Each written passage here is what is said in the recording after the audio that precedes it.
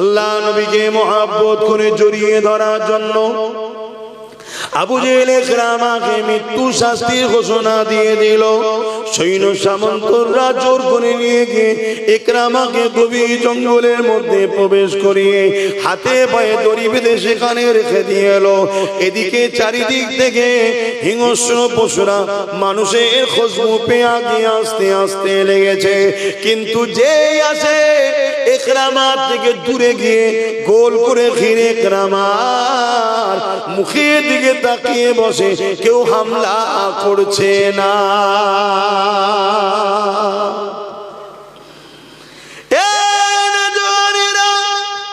নিজেকে চিনতে শেখো, সিনার পাওয়ার বাড়াও। ইকরামা কিন্তু কলেমা পড়ে নে, ইকরামা আবু জেহেলের ছেলে, আল্লাহ মানে নে, নবী মানে নে, তথাপিও জঙ্গলে এসে গেছে। হিংস্র পশুগুলো আসতে লেগেছে, তাকে কিন্তু খেতে চাইছে না। গোল করে সে ঘিরে বসে ইকরামার দিকে তাকিয়ে রয়েছে। ঠিক এমন সময় ইকরামা বলে উঠলো, হে আল্লাহ পাকের সৃষ্টি মখলুকেরা, কেন তোমরা আমাকে খাচ্ছ না? কেন তোমরা আমাকে কেন ভোগ করছো না? এই জঙ্গলের পশুরা হিংস্র পশুরা কেন তোমরা আমাকে খাচ্ছ না? এই জন্যে কি জন্যে খেতে দেখছো না? ওই সময় ইকরামার কথাতে এই যুবকেরা, আল্লাহ তো তিনি যিনি সর্বশক্তিমান, ওই পশুদের মধ্যে থেকে একটা পশু বড় বাঘ ছিল, সে আগে এসে পিঠ টেনে টেনে ইকরামার সামনে আগিয়ে এসে বলতে লেগেছে, ইকরামা রে, মানুষকে তো খেতে আমাদের বড় ভালো লাগে, মানুষের গোশত তো আমাদের জন্য খাওয়া চলে, কিন্তু তোমাকে খেতে পারবো না, কেননা তোমার শরীর থেকে আল্লাহ নবীর খুশবু বাহির হচ্ছে। আরো জোরে বলুন সুবহান।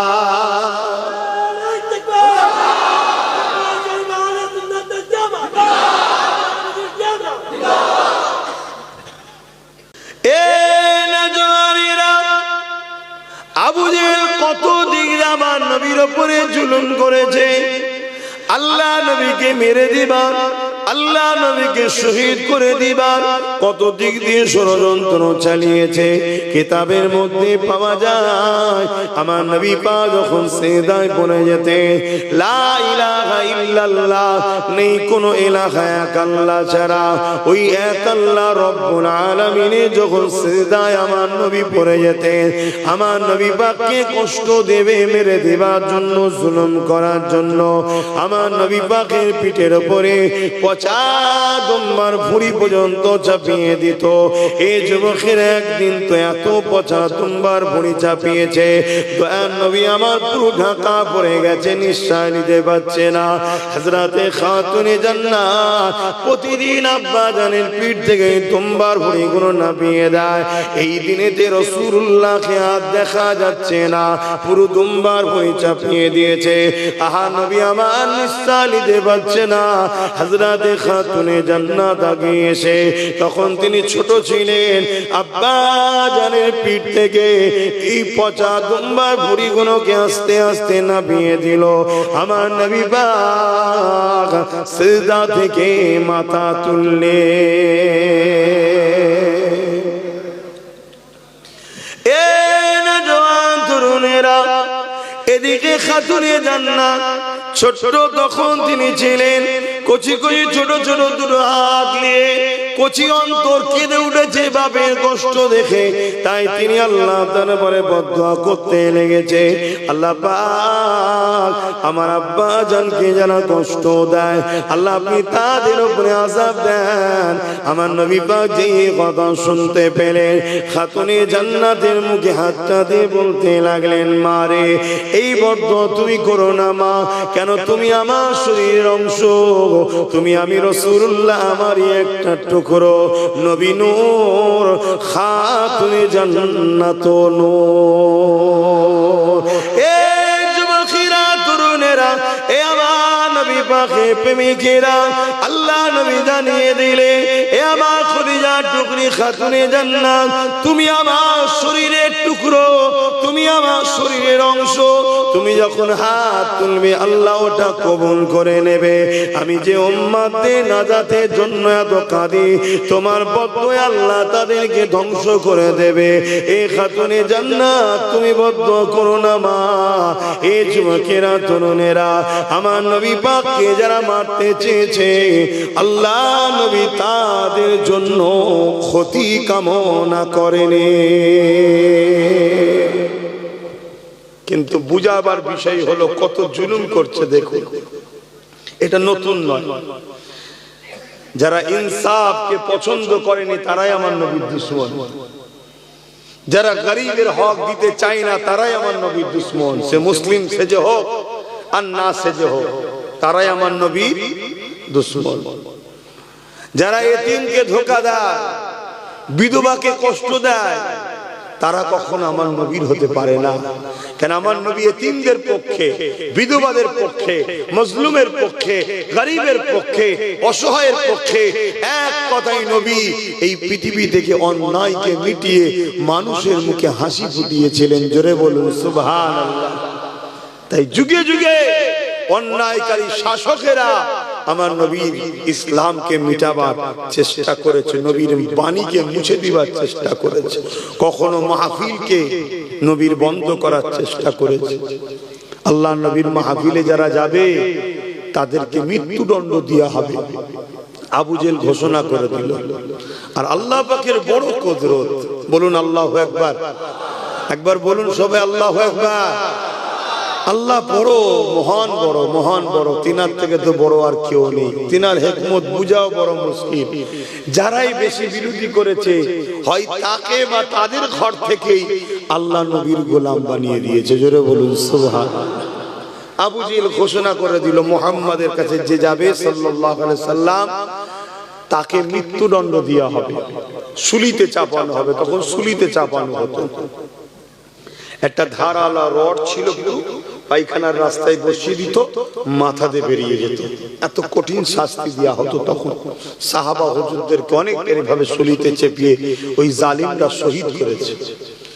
আজকে জালিমরা যেমন আমাদের অনেক ভাইদের ঘরে গুলি করে করে মেরে দিচ্ছে, পিটিয়ে পিটিয়ে মেরে দিচ্ছে, তৎকালীন আবু জেহেলের লোকেরা ধরে ধরে সাহাবা হুজুরদের মেরে দিতেন।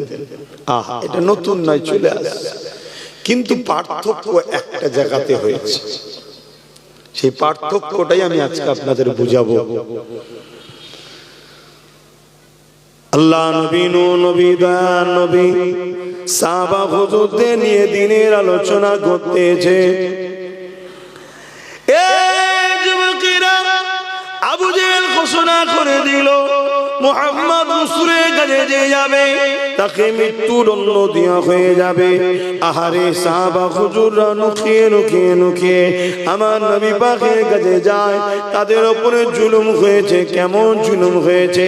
মরুভূমি গরম বালি, পাথর এলাকা গরম বালি, যে বালির উপরে মানুষ খালি পেয়ে 10 মিনিট দাঁড়াতে পারবে না, ওই গরম বালির উপরে সাহাবা হুজুরদের ধরে ধরে চিৎ করে শুইয়ে ঘন্টার পর ঘন্টা শুইয়ে রাখতো এবং বুকের উপরে ভারী পাথর চাপিয়ে দিত।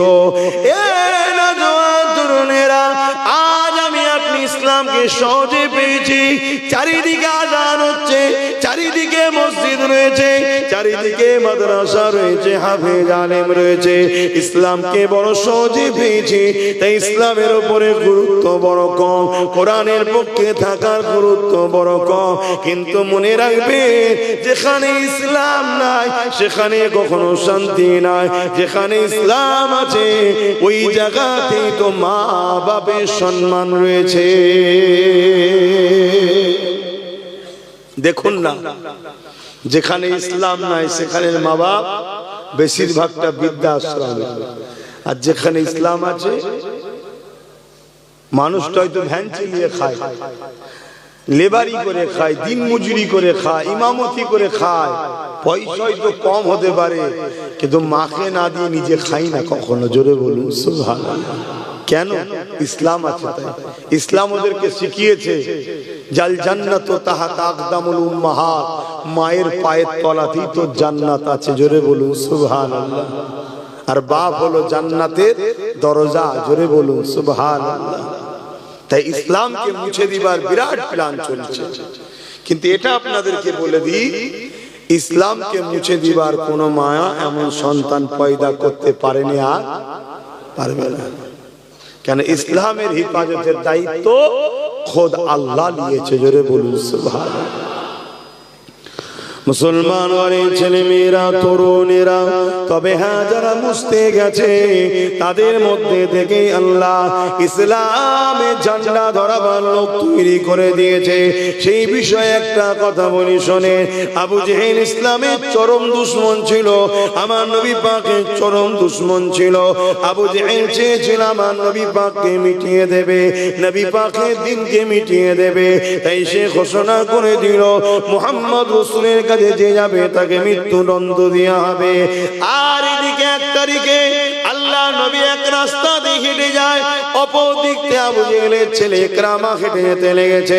হঠাৎ করে ইকরামা আমার নবী পাকের চেহারার দিকে যখন নজর পড়েছে, আরে আমার নবী পাকের চেহারা তো সেই চেহারা যে চেহারার উপরে স্বয়ং আল্লাহ পাক নিজে কসম কেটেছে।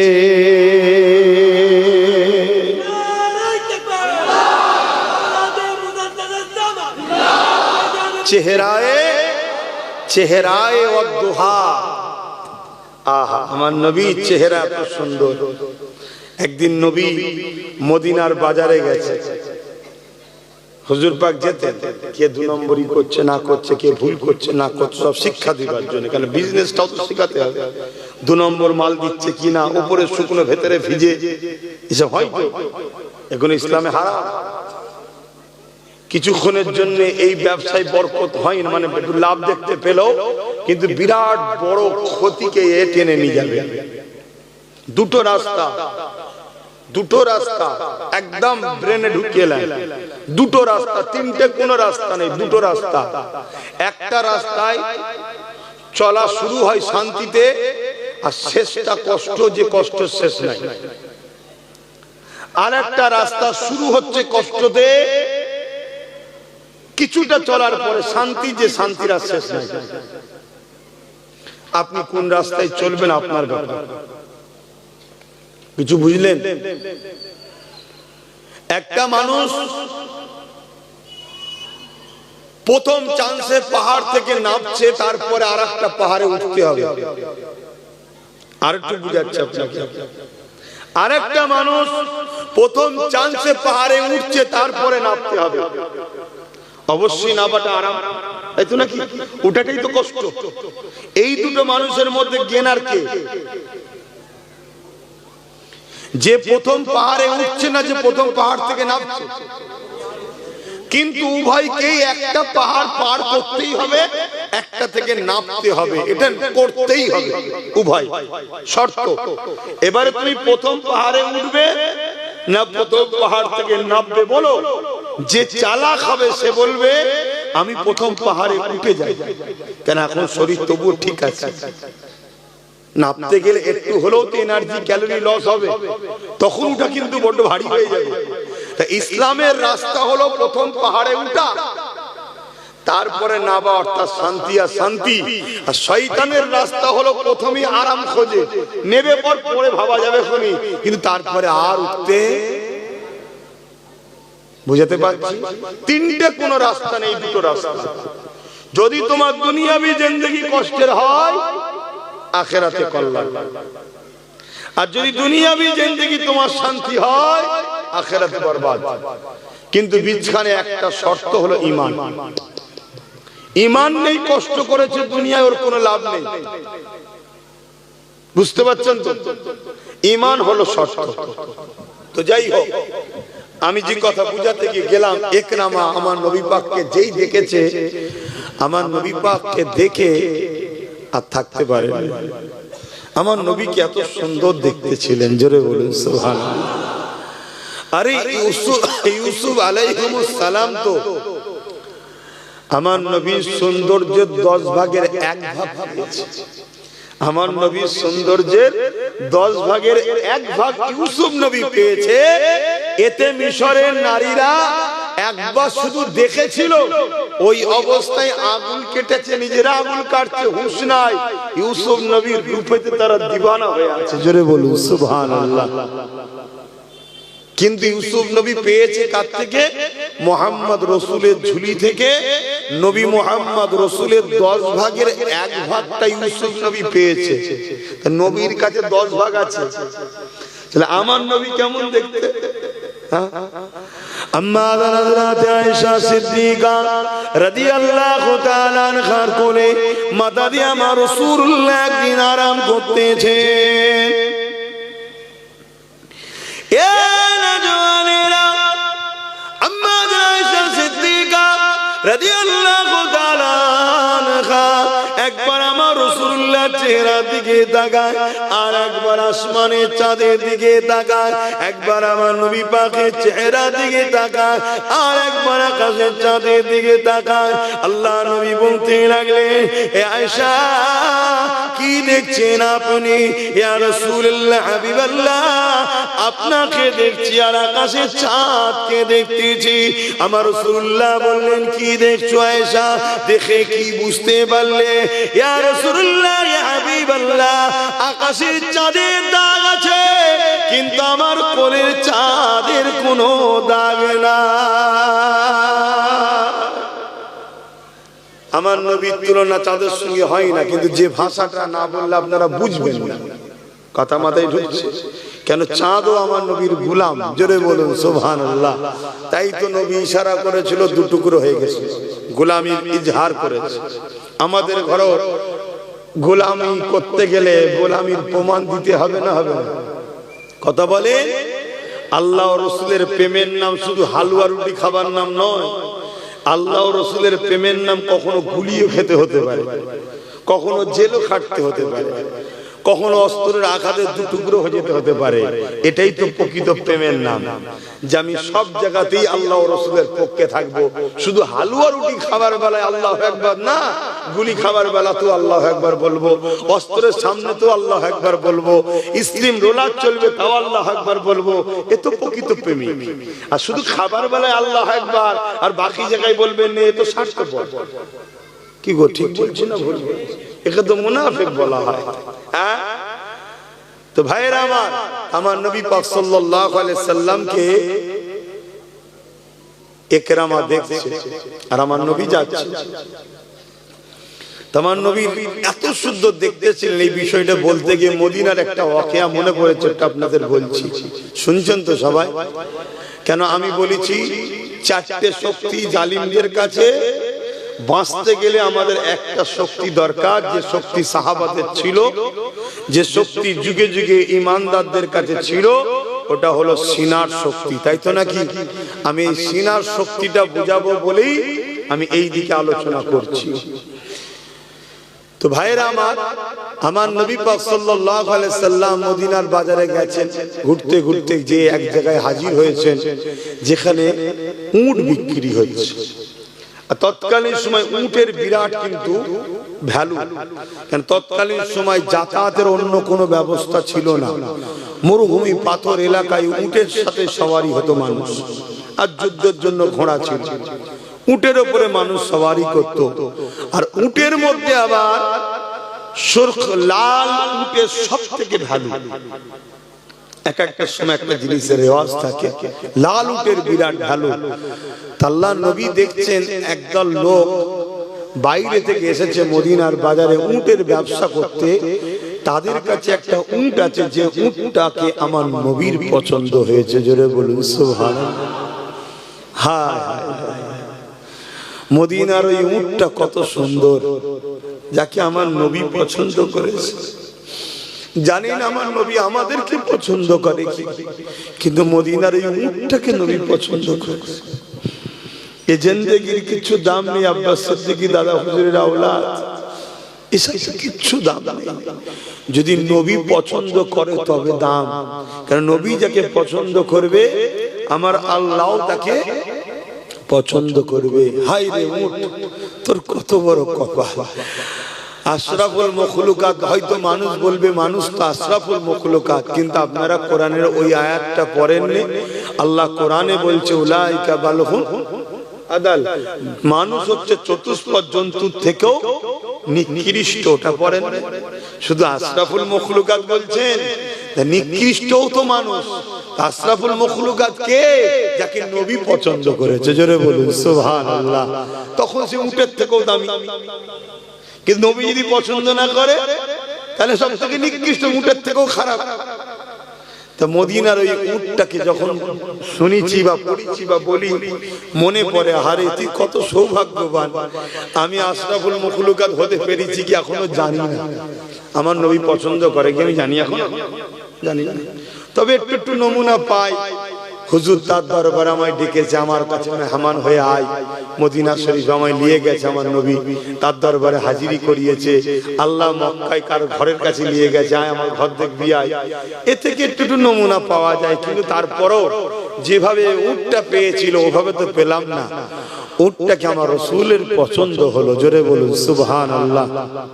আল্লাহ নবী উটের মালিকদের বললেন, তখনকার সময় একটা উটকে 4 জন 5 জন মিলে বিক্রি করতো, পয়সা কম তো, 4 জন 5 জন মিলে কিনেছে, যা লাভ হবে 4-5 জন ভাগ করবে। এখনো অনেক সময় হয়, কুরবানির সময় দেখবেন একটা বড় গরুকে 5 জন মিলে খরিদ করেছে, 1 লাখ টাকা দাম। কথা বুঝেছে? 5 কুড়ি সব 20,000 করে দিয়েছে, বিক্রি হলো 1.5 লাখ টাকা। বুঝাবার জন্য বলছি, কুরবানির সময় মানুষ সুন্দর দেখে, পয়সা দেখে না, ওই সুযোগে ধরেন একটু ইনকাম হয়ে যায়, 1.5 লাখ টাকা দাম। তাহলে কি হবে? সবাই 10,000 টাকা করে লাভ পেয়ে গেল, 5 জন মিলে ব্যবসা করছে। আল্লাহর নবী বললেন, এই উটটা কি আমাকে দেয়া যাবে? একটা দামের কথাও হলো, সবাই বলল হ্যাঁ দেব।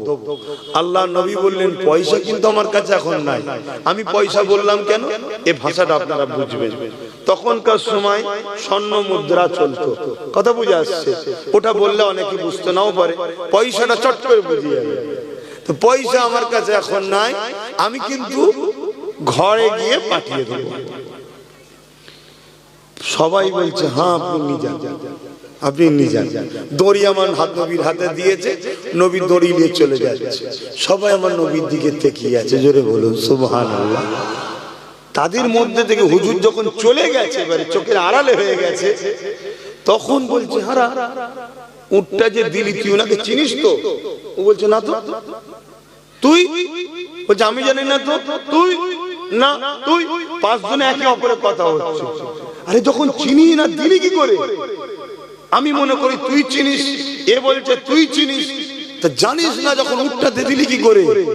একজন বলছে কেন দেবো না, উনি যখন কথা বলছিল দেখেছিস উনার 2 ঠোঁটের ভেতর থেকে মুড় ঝরছে, জোরে বলুন সুবহানাল্লাহ। আমি ওটা দেখতেই তো ব্যস্ত, ইনি কেমন মানুষ, কি সুন্দর। যারা জীবনে প্রথম নবী দেখছে তারা জানে না ইনি কে। তিনার যে মুড় ঝরছে ওইটা দেখেই তো আমি দিওয়ানা হয়ে গেছি। কি পয়সার কথা বলবো, কি চিনি দে দিয়েছি। আর একজন বলছে আরে খেয়াল করে দেখেছিস ওনার চুল, আমার নবীর চুল বাবরি চুল না থাকতে, অনেক ধরনের চুল রাখতেন, তার মধ্যে বাবরিটা বেশিরভাগ সময় রাসূল রাখতেন। আমার নবী পাশে এই বাবরি চুল হাওয়া লেগে উড়ছিল। তো যখন উড়ছে ওরা বলছে হুজুরের চুলের, উনি যে ওই ব্যক্তিটা যে ওনার চুলের থেকে আলো ছটাক ওই পাহাড়ে গিয়ে যেমন কোন জিনিস এটা রেখা পড়ে না, এরকম রেখা পড়ছে, ওটা দেখতেই আমি ব্যস্ত ছিলাম, জোরে বলুন সুবহানাল্লাহ। এক একজন এক একটা আমার নবীর মুখের চেহারা তারিফ করছে। 5 জনের যখন তারিফ হয়ে গেছে তখন একজন বলে উঠছে, যা আমাদের উটটা মনে হয় গেল, মানে চুরি হয়ে গেল, আর পাবো না পয়সা। চেনে না তো কেউ, জানে না তো কে নিয়ে গেছে, কোথায় গেল, কার কাছ থেকে পয়সা নেবো, কেউ আর ফিরে আসে নাকি? ওই সময় তাঁবুর ভেতর থেকে একজন মহিলা আওয়াজ দিয়েছে। যে মহিলা ছিল ওই গোত্রের সর্দার। আগেকার সময় ব্যবসায়ী যেত, একটা গ্রুপ যেত, তার একজন সর্দার ছিল। সে সর্দারের কন্যা, কোন কোন কিতাবে আছে তার পরিবার, যাই হোক কন্যাটাই ধরছি।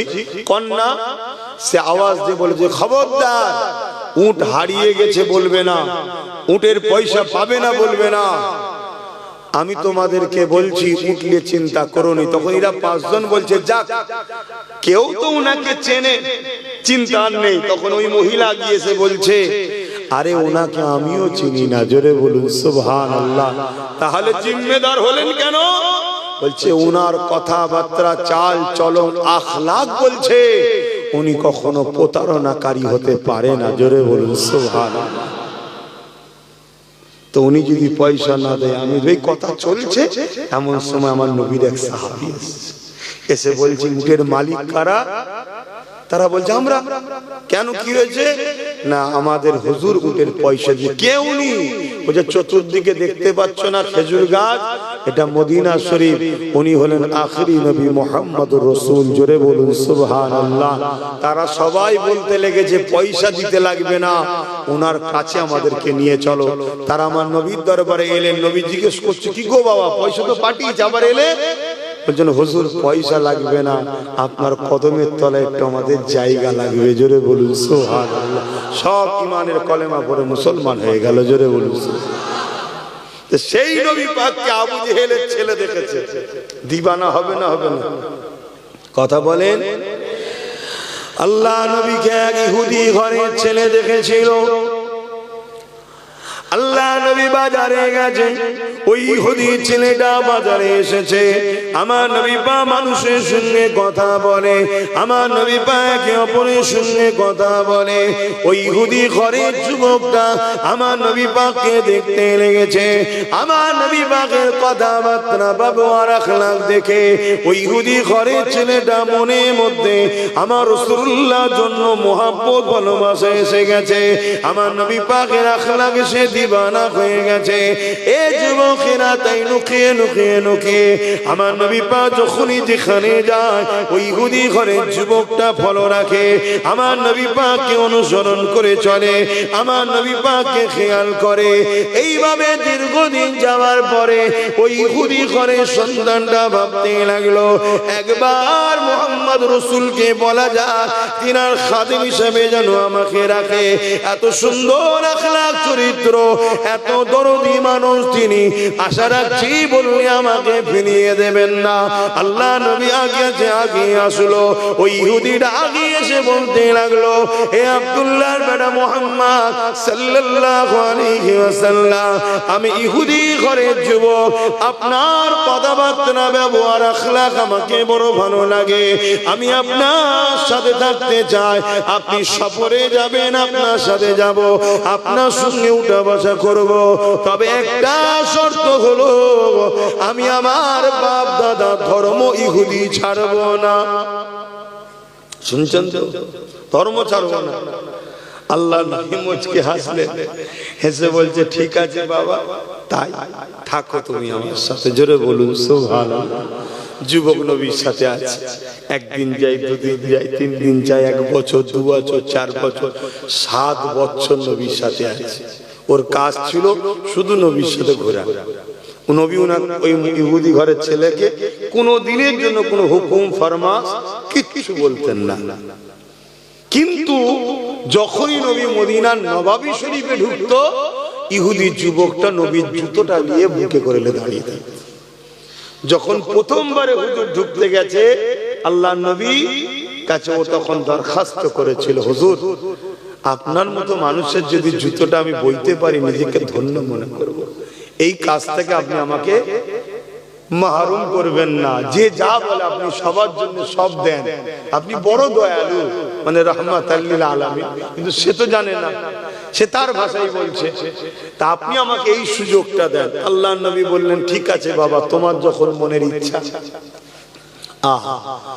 তো একদিন হুজুর নবাবী শরীফ থেকে বেরোচ্ছেন, আর ও প্রতিদিন জুতো লাগিয়ে দিত পায়ে, আর দেখছে জুতোটা অন্য সাহাবী দিচ্ছে। আল্লাহ নবী বলে উঠলেন বাবা সাহাবী রে, তুমি জুতা দিচ্ছ আমার সেই ইহুদি ঘরের যুবকটা কোথায় গেল? ওই সাহাবীরা বলতে লাগলেন ইয়া রাসূলুল্লাহ হাবিবাল্লাহ, সে বড় অসুস্থ, বড় বিমারে, মনে হয় সে আর বাঁচবে না, বড় অসুস্থ, সে বড় কষ্টের মধ্যে রয়েছে, বিছানা সজ্জিত হয়ে গেছে। এই যুবকেরা, তরুণেরা, আল্লাহ নবীর কথাটা শোনার সাথে সাথে ওই ওই ইহুদি যুবককে দেখার জন্য নবী আমার ইহুদির বাড়িতে চলে গেল। আল্লাহ নবী ওই জায়গায় চলে যাওয়ার পর ওই ইহুদিটা আমার ঘরের ছেলেটা আমার নবী পাককে দেখে উঠে বসে পড়ল। আল্লাহ নবী গিয়ে তার মাথাতে হাত দিলেন। হাত দিবার সাথে সাথে নবী আমার হাতটাকে টেনে নিলেন। টেনে নিবার পরে বলেছিলেন, বাবা ছেলে, এ যুবক, তুমি আমাকে বড় মহব্বত করো, আমার সাথে তুমি দীর্ঘ 7 বছর করেছো বাবা, বলতে পারবে তোমাকে আমি কোনো দিনের জন্য কোনো ফরমাস, কোনো কাজ, কোনো কথা বলেছি যেটা করো?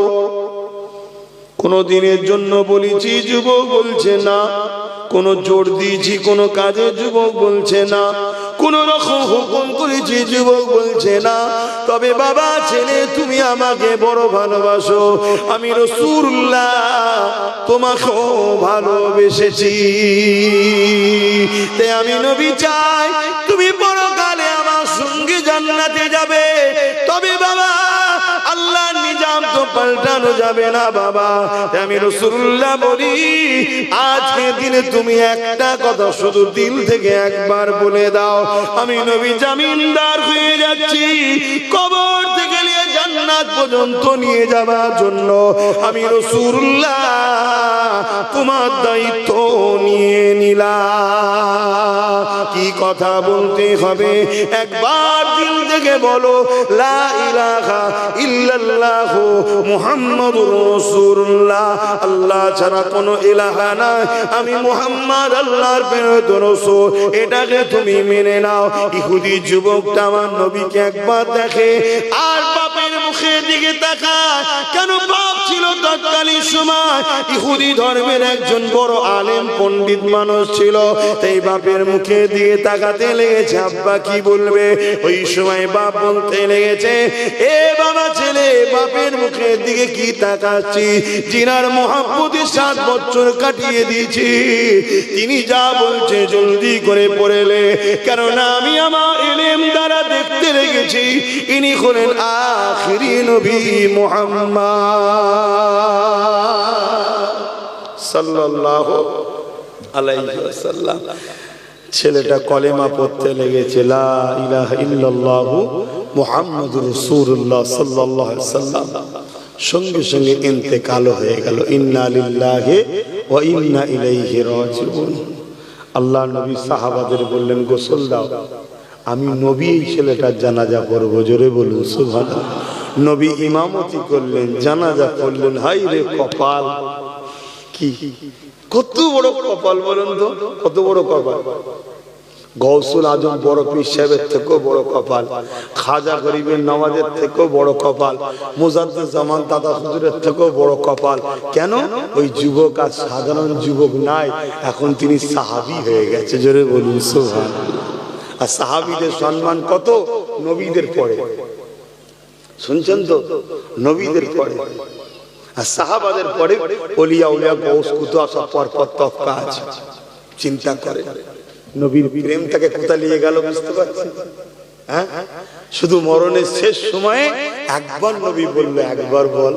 তা তোমাদের দিলে যদি সত্যি নবীর প্রেম থাকে, ঠিক সময় হলেও দেখবেন সব পরিবর্তন হয়ে যাবে। এই ভুল বলছি? সব পরিবর্তন হয়ে যাবে। আর নবীর প্রেম যদি না থাকে, আমি যে বলছিলাম না, জিততে গেলে সিনার পাওয়ার, সিনার পাওয়ারটাই হলো দুটো জিনিস দ্বারা হয়, আল্লাহর ভয়, নবীর প্রেম ও আদব। জোরে বলুন সুবহানাল্লাহ।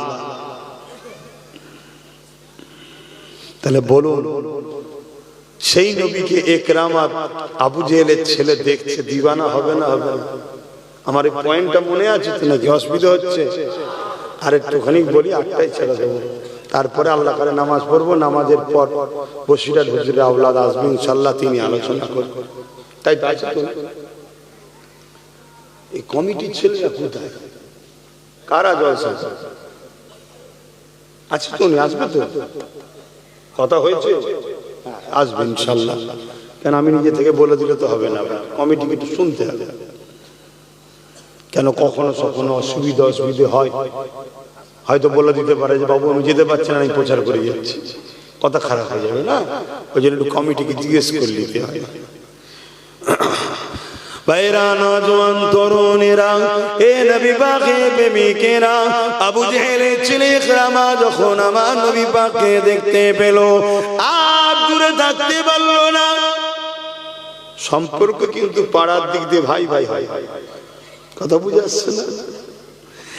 এ নওজোয়ানেরা ছুটে এসে আল্লাহ নবীকে বুকে জড়িয়ে ধরলো। ইকরামা আবু জেহেলের ছেলে জড়িয়ে ধরেছে, কিন্তু কলেমা তখনো পড়েনি, ঈমান তখনো আনেনি। এই খবরটা আবু জেহেলের কাছে চলে গেল। এ আমাদের সরদার, তুমি আইন করেছো মুহাম্মদ রাসূলের কাছে যে যাবে তার জন্য মৃত্যুদণ্ড। আবু জেহেল বলল, হ্যাঁ আমি আইন করেছি, আর আমার আইনকে পাল্টাবে কে? আমার হাতে রাজ ক্ষমতা, আমি পাওয়ারে রয়েছি। এ যুবকেরা ওই সময় বলতে লাগলো, এই আইন কি সবার জন্য না বিশেষ বিশেষ লোকের জন্য হবে? আবু জেহেল বলতে লাগলো, না সবার জন্য। মক্কার যদি অন্য কোন সরদারও হয়, আমার নবীর কাছে যে যাবে তাকে মৃত্যুদণ্ড দেওয়া হবে। ওই সময় যারা দেখেছিল ইকরামা আমার রাসূলুল্লাহকে জড়িয়ে ধরেছে, তারা বলতে লাগলো, আবু জেহেল তোমার ছেলে মুহাম্মদ রাসূলুল্লাহকে জড়িয়ে ধরেছে, এবারে বলো তার জন্য কি শাস্তি আছে? যাক, আবু জেহেলের একটা খসলত দেখেছি, ভালো বলবো না, দেখলাম আজকের আবু জেহেলদের থেকে একটু হলেও ঠিক আছে। শুনছেন তো নাকি? কি করেছিল আবু জেহেল? ছেলেকে ডেকেছে, শুনছি নাকি এই ব্যাপার? বলছে হ্যাঁ বাবা। আরে আমি বুঝতেই পারলাম না, হুজুরকে দেখার পরে কেমন যেন একটা হৃদয় ওনার জন্য ভাব ভালোবাসা এসে গেল, আমি গিয়ে ওনায় জড়িয়ে ধরে ফেললাম। আবু জেহেল বলছে কিচ্ছু করার নেই, আমাকে লোক আর মানবে না যদি আইন ফাইসাল্লা না দিই। তুমি আমার ছেলে তো কি হয়েছে, যাও মৃত্যুদণ্ড ঘোষণা করলাম। আর আজকের জালিমরা কি করে? নিজের দলের লোক যাই করুক, যদি রেপও করে দেয়, কোটি কোটি টাকা খরচ করে উকিল লাগিয়ে তাকে ছাড়াবে, কিন্তু জালিমের বিরুদ্ধে বিচার। এ থেকে আবু জেহেল একটু হলেও ভালো ছিল। নাউজুবিল্লাহ, ভালো বলা ঠিক নয়, তারপরে এদের থেকে ভালো বলতে চাইছি। এখানে কি ভাষা উচ্চারণ করলে বুঝবেন আমি তো বুঝতে পারছি না। কথা বুঝে আসছে? দুই মন্দর মধ্যে তুলনামূলক কথা বুঝে। অথচ কিন্তু এরা আবু জেহেলের শিষ্য, কিন্তু এখন এরা আবু জেহেলকেও ওভারটেক করতে। কথা বুঝে আসছে? যেমন ফেরাউন আর শয়তানের একদিন আলোচনা হচ্ছে, বিশাল আলোচনা হতে হতে হঠাৎ দুই শয়তানে ঝগড়া লেগে গেছে। ফেরাউন এক শয়তান আর ইবলিস আর এক মেন শয়তান। ফেরাউন কিন্তু ইবলিসের শিষ্য। ফেরাউনকে ফেরাউন বানিয়েছে কে? ইবলিসই তো বানিয়েছে।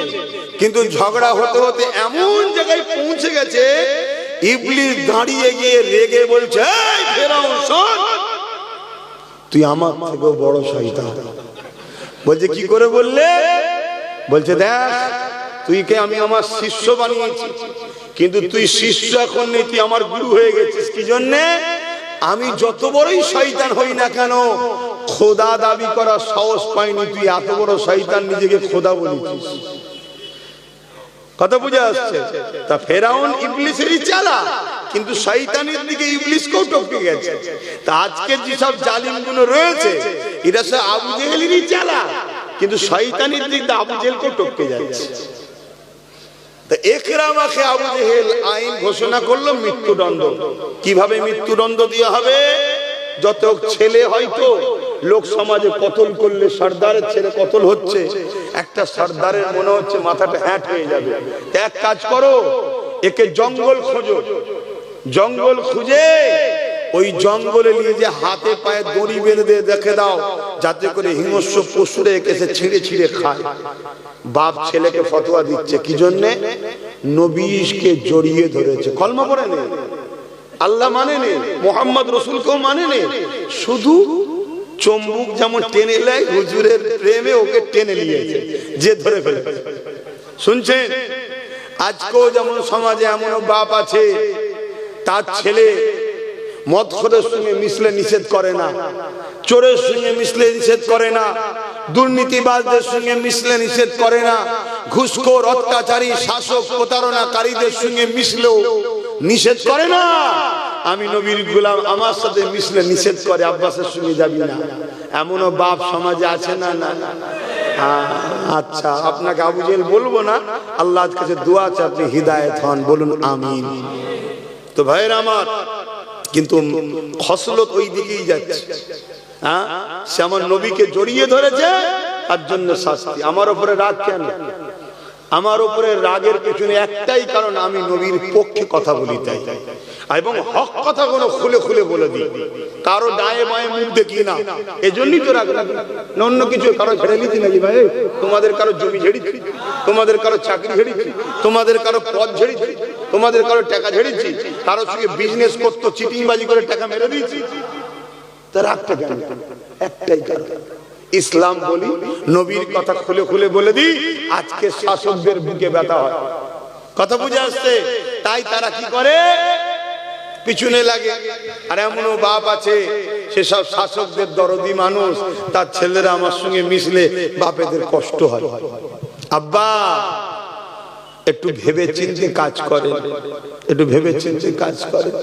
আল্লাহ আপনার ছেলেকে হিদায়াত করুক, আপনি বাপ আপনাকে সম্মান করুক, আমি চাই।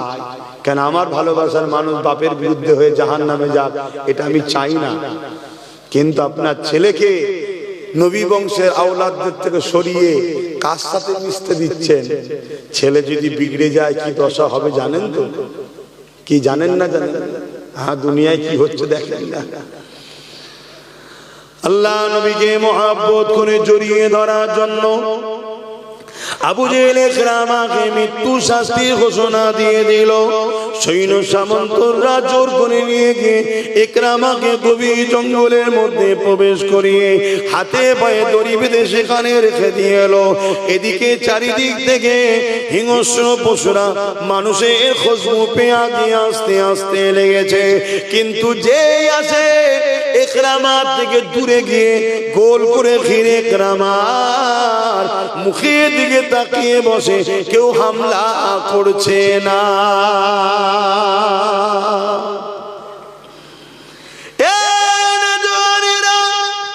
নিজেকে চিনতে শেখো, সিনার পাওয়ার বাড়াও। ইকরামা কিন্তু কলেমা পড়ে নে, ইকরামা আবু জেহেলের ছেলে, আল্লাহ মানে নে, নবী মানে নে, তথাপিও জঙ্গলে এসে গেছে। হিংস্র পশুগুলো আসতে লেগেছে, তাকে কিন্তু খেতে চাইছে না।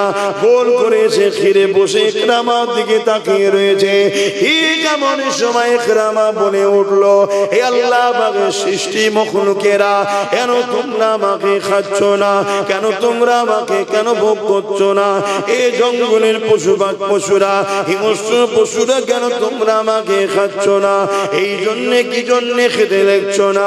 ওই সময় ইকরামার কথাতে এই যুবকেরা, আল্লাহ তো তিনি যিনি সর্বশক্তিমান, ওই পশুদের মধ্যে থেকে একটা পশু বড় বাঘ ছিল, সে আগে আগে আগে আগে এসে পিঠ টেনে টেনে ইকরামার সামনে আগিয়ে এসে বলতে লেগেছে, ইকরামা রে, মানুষকে তো খেতে আমাদের বড় ভালো লাগে, মানুষের গোশত তো আমাদের জন্য খাওয়া চলে, কিন্তু তোমাকে খেতে পারবো না, কেননা তোমার শরীর থেকে আল্লাহ নবীর খুশবু বাহির হচ্ছে।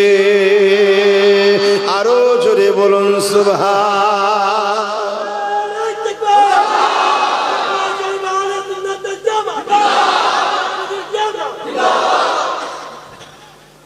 আমি সব জায়গাতে বলছি, এখানেও বলছি, আমার স্লোগান জলসাই দেবে না, আল্লাহ দেবে, নবীর দেবে, দিন ইসলামের দেবে, দাদা হুজুরের দেবে। শুনছো তো? কেন এখন বিরাট সব স্লোগান লিবার জন্য সব পাগলা হয়ে যাচ্ছে। আমি না ওই লোভে পড়ে যাই, দরকার নেই বাবা। কথা বুঝেছে? জলসা দিন ইসলামের হোক, আল্লাহ ও রসুল এবং যার ওসিলা করে বাংলার মানুষ দিন ইসলাম পেয়েছো, মুজাদ্দেদ জামান দাদা হুজুরের স্লোগানটা দিও। কথা বুঝে আসছে? বাকি অন্যের বেলায় কি বলবেন না বলবেন সেটা আলাদা কথা, আমার বিষয়টা শুধু বলছি। আমি যখন হজ করবো, এটা আমি বলার অধিকার আছে না? না, হ্যাঁ, আমি আমার অফারটা দিচ্ছি। আবার কেউ এসে কিছু বলতে পারে, তুই বাবা দিন রাত আমার নাম বলবি, সেটা তার সাথে আপনার ব্যাপার। আমি এই বীজখানে কেন ঘুরতে যাবো? ঠিক না? আমি কেন ঘুরতে যাবো? যার যাকে ভালো লাগবে তাকে থাকবে। খোলাখুলি কথা, ঝগড়া টগড়া করার আর সময় নেই। কথা বুঝছেন না? ওইদিকে দিন রাত সব ট্রেনিং হচ্ছে, তোমাকে আমাকে জবাই করবে বলে, আর এখন নিজেরা ঝগড়া করার আর সময় আছে? তবে হ্যাঁ, নবীর বিরুদ্ধে যে হবে, নবীর বিরুদ্ধে যে হবে, যত বিপদেই থাকি না কেন তাকে ছেড়ে দেব। কেন? নবীর দুশমনকে ছেড়ে দিলেই তো আল্লাহ সাহায্য পাওয়া যাবে না। কেন? নবীর বিরুদ্ধে কথা হবে, চুপ থাকলে ঈমান থাকে না। শুনছেন তো নাকি? প্রতিবাদ করতে হবে। এবার প্রতিবাদের ধরন আছে। আমরা উলামা, আমাদেরকে মুখ দিয়ে প্রতিবাদ করতে হবে, আমাদেরকে হাত পা তুললে হবে না। হাত তুলবে কারা? যারা শাসক ক্ষমতায় আছে। কিন্তু যারা ক্ষমতা আছে তারাই তো ইসলামের বড় দুশমন। কথা বুঝে আসে? এটা আমাদের কপাল। সব 2 নম্বর গুলোকে আমরা সব সাপোর্ট করে করে ক্ষমতায় এনেছি, আমাদের হয়ে কথা বলার কেউ নেই। এটা আমাদের কপাল। আর আপনারা আম মানুষ, আপনাদের জন্য কি করণীয়? আপনাদের জন্য করণীয় হলো নবীর বিরুদ্ধে যে কথা বলবে তাকে অন্তর থেকে ঘৃণা করে সালাম কালাম আর নাই, টোটাল একদম কাফের বলে তার থেকে সরে যাওয়া। শুনছেন তো নাকি? এটা আপনাদের জন্য দায়িত্ব। কারণ আপনারা আম মানুষ, আপনারা মশলা মশাল বুঝবেন না। ফতোয়া দিতে গেলে শেষকালে শয়তানে এমন ফতোয়াই আপনাকে জড়িয়ে ফেলবে, দেখা যাবে আপনাকে কোনো দুশমন করে দিয়েছে। অতএব দূরে সরে যাবো, ও বালার কাছে যাবো না, মিটে যাবে। ইকরামাকে যখন এইভাবে ওই বাঘ ডাকি এসে বলতে লেগেছে, এ আল্লাহর বান্দারে, তোমাকে অবশ্যই খেয়ে নিতাম আমরা, কিন্তু তোমাকে আমরা খেতে পারবো না। তোমাকে খাওয়া আমাদের জন্য হারাম হয়ে গেছে। কেননা তোমার শরীর থেকে আল্লাহ নবীর খুশবু আসছে। ভেবে দেখো তো যুবকেরা, বাপেরা, মায়েরা, বোনেরা, যে ইকরামা কলেমা পড়েনি, আবু জেহেলের সন্তান হবার পরও আমার নবী পাককে একবার জড়িয়ে ধরেছে। নবীর শরীরের খুশবু তার গায়ে লেগে গেছে। এর জন্য যদি জঙ্গলের বাঘ না খেতে পারে, যদি সত্যি তোমার আমার দিলে নবী থাকে, সত্যি যদি তোমার আমার দিলে আল্লাহ থাকে, সত্যি যদি তোমার আমার দিলে নবীর প্রেম ও আদব থাকে, তাহলে জঙ্গলের বাঘের কি ক্ষমতা আছে তোমাকে আমাকে খেতে পারবে? এ কথা বলছো না তো? ক্ষমতা কিন্তু কই, চলো না দেখি একবার ট্রাই করে। যাবে কেউ? হ্যাঁ, কেন কে ফেলবে? তাহলে স্বীকার করতে আমাদের সেই মহব্বত নেই যেটা মহব্বত রাখা দরকার, তাই তো নাকি? আল্লাহ নবীকে মহব্বত করে জড়িয়ে ধরার জন্য আবু জেহেল ইকরামাকে মৃত্যু শাস্তির ঘোষণা দিয়ে দিল। সৈন্য সামন্তরা জোর করে নিয়ে গিয়ে ইকরামাকে গভীর জঙ্গলের মধ্যে প্রবেশ করিয়ে হাতে পায়ে দড়ি বেঁধে সেখানে রেখে দিয়ে এলো। এদিকে চারিদিক থেকে হিংস্র পশুরা মানুষের খুশবু পেয়ে আগিয়ে আসতে আসতে লেগেছে। কিন্তু যেই আসে ইকরামার থেকে দূরে গিয়ে গোল করে ঘিরে ইকরামার মুখের দিকে তাকিয়ে বসে, কেউ হামলা করছে না।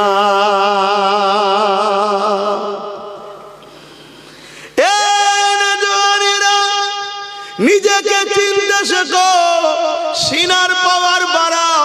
ইকরামা কিন্তু কলেমা পড়ে নে, ইকরামা আবু জেহেলের ছেলে, আল্লাহ মানে নে, নবী মানে নে, তথাপিও জঙ্গলে এসে গেছে। হিংস্র পশুগুলো আসতে লেগেছে, তাকে কিন্তু খেতে চাইছে না। গোল করে সে ঘিরে বসে ইকরামার দিকে তাকিয়ে রয়েছে। ঠিক এমন সময় ইকরামা বলে উঠলো, হে আল্লাহ পাকের সৃষ্টি মখলুকেরা, কেন তোমরা আমাকে খাচ্ছ না? কেন তোমরা আমাকে কেন ভোগ করছো না? এই জঙ্গলের পশুরা, হিংস্র পশুরা, কেন তোমরা আমাকে খাচ্ছ না? এই জন্য কি জন্য খেতে লাগছো না? ওই সময় ইকরামার কথাতে এই যুবকেরা, আল্লাহ তো তিনি যিনি সর্বশক্তিমান, ওই পশুদের মধ্যে থেকে একটা পশু বড় বাঘ ছিল, সে আগে আগে আগে আগে এসে পিঠ টেনে টেনে ইকরামার সামনে আগিয়ে এসে বলতে লেগেছে, ইকরামা রে, মানুষকে তো খেতে আমাদের বড় ভালো লাগে, মানুষের গোশত তো আমাদের জন্য খাওয়া চলে, কিন্তু তোমাকে খেতে পারবো না, কেননা তোমার শরীর থেকে আল্লাহ নবীর খুশবু বাহির হচ্ছে। আরো জোরে বলুন সুবহান।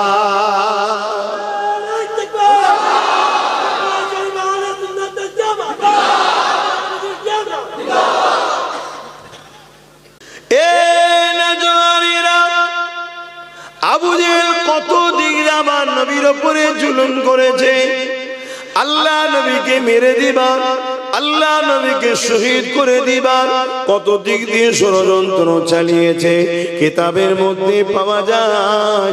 আমার নবী পাক যখন সিজদায় পড়ে যেতেন, লা ইলাহা ইল্লাল্লাহ, নেই কোনো ইলাহা এক আল্লাহ ছাড়া, ওই এক আল্লাহ রব্বুল আলামিনে যখন সিজদায় আমার নবী পড়ে যেতেন, আমার নবী পাককে কষ্ট দেবে, মেরে দেবার জন্য, জুলুম করার জন্য আমার নবী পাকের পিঠের উপরে পচা দুম্বার ভুঁড়ি পর্যন্ত চাপিয়ে দিত। এই যুবকের একদিন তো এত পচা দুম্বার ভুঁড়ি চাপিয়েছে, দয়ার নবী আমার পুরো ঢাকা পড়ে গেছে, নিঃশ্বাস নিতে পারছে না। হযরতে খাতুনে জান্নাত প্রতিদিন আব্বা জানের পিঠ থেকে দুম্বার ভুঁড়ি গুলো নাপিয়ে দেয়। এই দিনেতে রাসূলুল্লাহকে আর দেখা যাচ্ছে না, পুরো দুম্বার ভুঁড়ি চাপিয়ে দিয়েছে। আহা নবী আমার নিঃশ্বাস নিতে পারছে না। হযরতে খাতুনে জান্নাত আগে এসে, তখন তিনি ছোট ছিলেন, আব্বা জানের পিঠ থেকে এই পচা দুম্বার ভুঁড়ি গুলোকে আস্তে আস্তে নামিয়ে দিল। আমার নবী পাক সিজদা থেকে মাথা তুললে, এ নওজোয়ান তরুণেরা, এদিকে খাতুনে জান্নাত ছোট্ট তখন তিনি ছিলেন, কচি কচি ছোট ছোট দুটো হাত নিয়ে কচি অন্তর কেঁদে উঠেছে বাপের কষ্ট দেখে। তাই তিনি আল্লাহ দরবারে বদদুয়া করতে লেগেছে, আল্লাহ পাক আমার আব্বা জানকে যারা কষ্ট দেয়, আল্লাহ আপনি তাদের উপরে আযাব দেন। আমার নবী পাক যে কথা শুনতে পেলেন, খাতুনে জান্নাতের মুখে হাতটা দিয়ে বলতে লাগলেন, মা রে, এই বদদুয়া তুমি করো না মা, কেন তুমি আমার শরীরের অংশ, তুমি আমি রাসূলুল্লাহ আমারই একটা টুকরো, নবী নূর, খাতুনে জান্নাত নূর। এ যুবকেরা, তরুণেরা, এ আমার নবী পাকে প্রেমিকেরা, আল্লাহ নবী জানিয়ে দিলে, এ আমার খদিজা টুকরি খাতুনে জান্নাত, তুমি আমার শরীরের টুকরো, তুমি আমার শরীরের অংশ, তুমি যখন হাত তুলবে আল্লাহ ওটা কবুল করে নেবে। আমি যে উম্মতের নাজাতের জন্য এত কাঁদি, তোমার বদদুয়া আল্লাহ তাদেরকে ধ্বংস করে দেবে। এই খাতুনে জান্নাত তুমি বদদুয়া করো না মা। এই যুবকেরা, তরুণেরা, আমার নবী পাককে যারা মারতে চেয়েছে, আল্লাহ নবী তাদের জন্য ক্ষতি কামনা করেনি। কিন্তু বুঝাবার বিষয় হলো কত জুলুম করছে দেখুন, এটা নতুন নয়। যারা ইনসাফকে পছন্দ করেনি তারাই আমার নবীর দুশমন, যারা গরিবের হক দিতে চায় না তারাই আমার নবীর দুশমন। সে মুসলিম সেজে হোক আর না সেজে হোক, তারাই আমার নবীর দুশমন। যারা এতিমকে ধোঁকা দেয়, বিধবাকে কষ্ট দেয়, তারা কখনো আমার নবীর হতে পারে না। কেন আমার নবী এতিমদের পক্ষে, বিধবাদের পক্ষে, মজলুমের পক্ষে, গরিবের পক্ষে, অসহায়ের পক্ষে। এক কথাই নবী এই পৃথিবী থেকে অন্যায়কে মিটিয়ে মানুষের মুখে হাসি ফুটিয়েছিলেন। জোরে বলুন সুবহানাল্লাহ। তাই যুগে যুগে অন্যায়কারী শাসকেরা আমার নবীর ইসলামকে মিটাবার চেষ্টা করেছে, নবীর বাণীকে মুছে দিবার চেষ্টা করেছে, কখনো মাহফিলকে নবীর বন্ধ করার চেষ্টা করেছে। আল্লাহ নবীর মাহফিলে যারা যাবে তাদেরকে মৃত্যুদণ্ড দেওয়া হবে, আবু জেল ঘোষণা করে দিল। আর আল্লাহ পাকের বড় কুদরত, বলুন আল্লাহু আকবার, একবার বলুন সবাই আল্লাহু আকবার।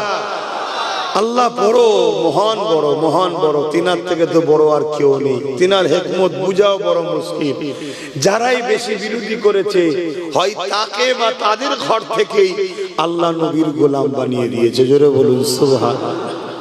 আবু জেল ঘোষণা করে দিল, মুহাম্মাদের কাছে যে যাবে সাল্লাল্লাহু আলাইহি সাল্লাম, তাকে মৃত্যুদণ্ড দেওয়া হবে, সুলিতে চাপানো হবে। তখন সুলিতে চাপানো হতো, একটা ধারালা রড ছিল, পায়খানার রাস্তায় বসিয়ে দিত, মাথাতে বেরিয়ে যেত। এত কঠিন শাস্তি দেওয়া হতো তখন। সাহাবা হুজুরদেরকে অনেক এভাবে সুলিতে চেপিয়ে ওই জালিমরা শহীদ করেছে। আজকে জালিমরা যেমন আমাদের অনেক ভাইদের ঘরে গুলি করে করে মেরে দিচ্ছে, পিটিয়ে পিটিয়ে মেরে দিচ্ছে, তৎকালীন আবু জেহেলের লোকেরা ধরে ধরে সাহাবা হুজুরদের মেরে দিতেন। আহা, এটা নতুন নয়, চলে আসছে। কিন্তু পার্থক্য একটা জায়গাতে হয়েছে, সেই পার্থক্যটাই আমি আজকে আপনাদের বুঝাবো।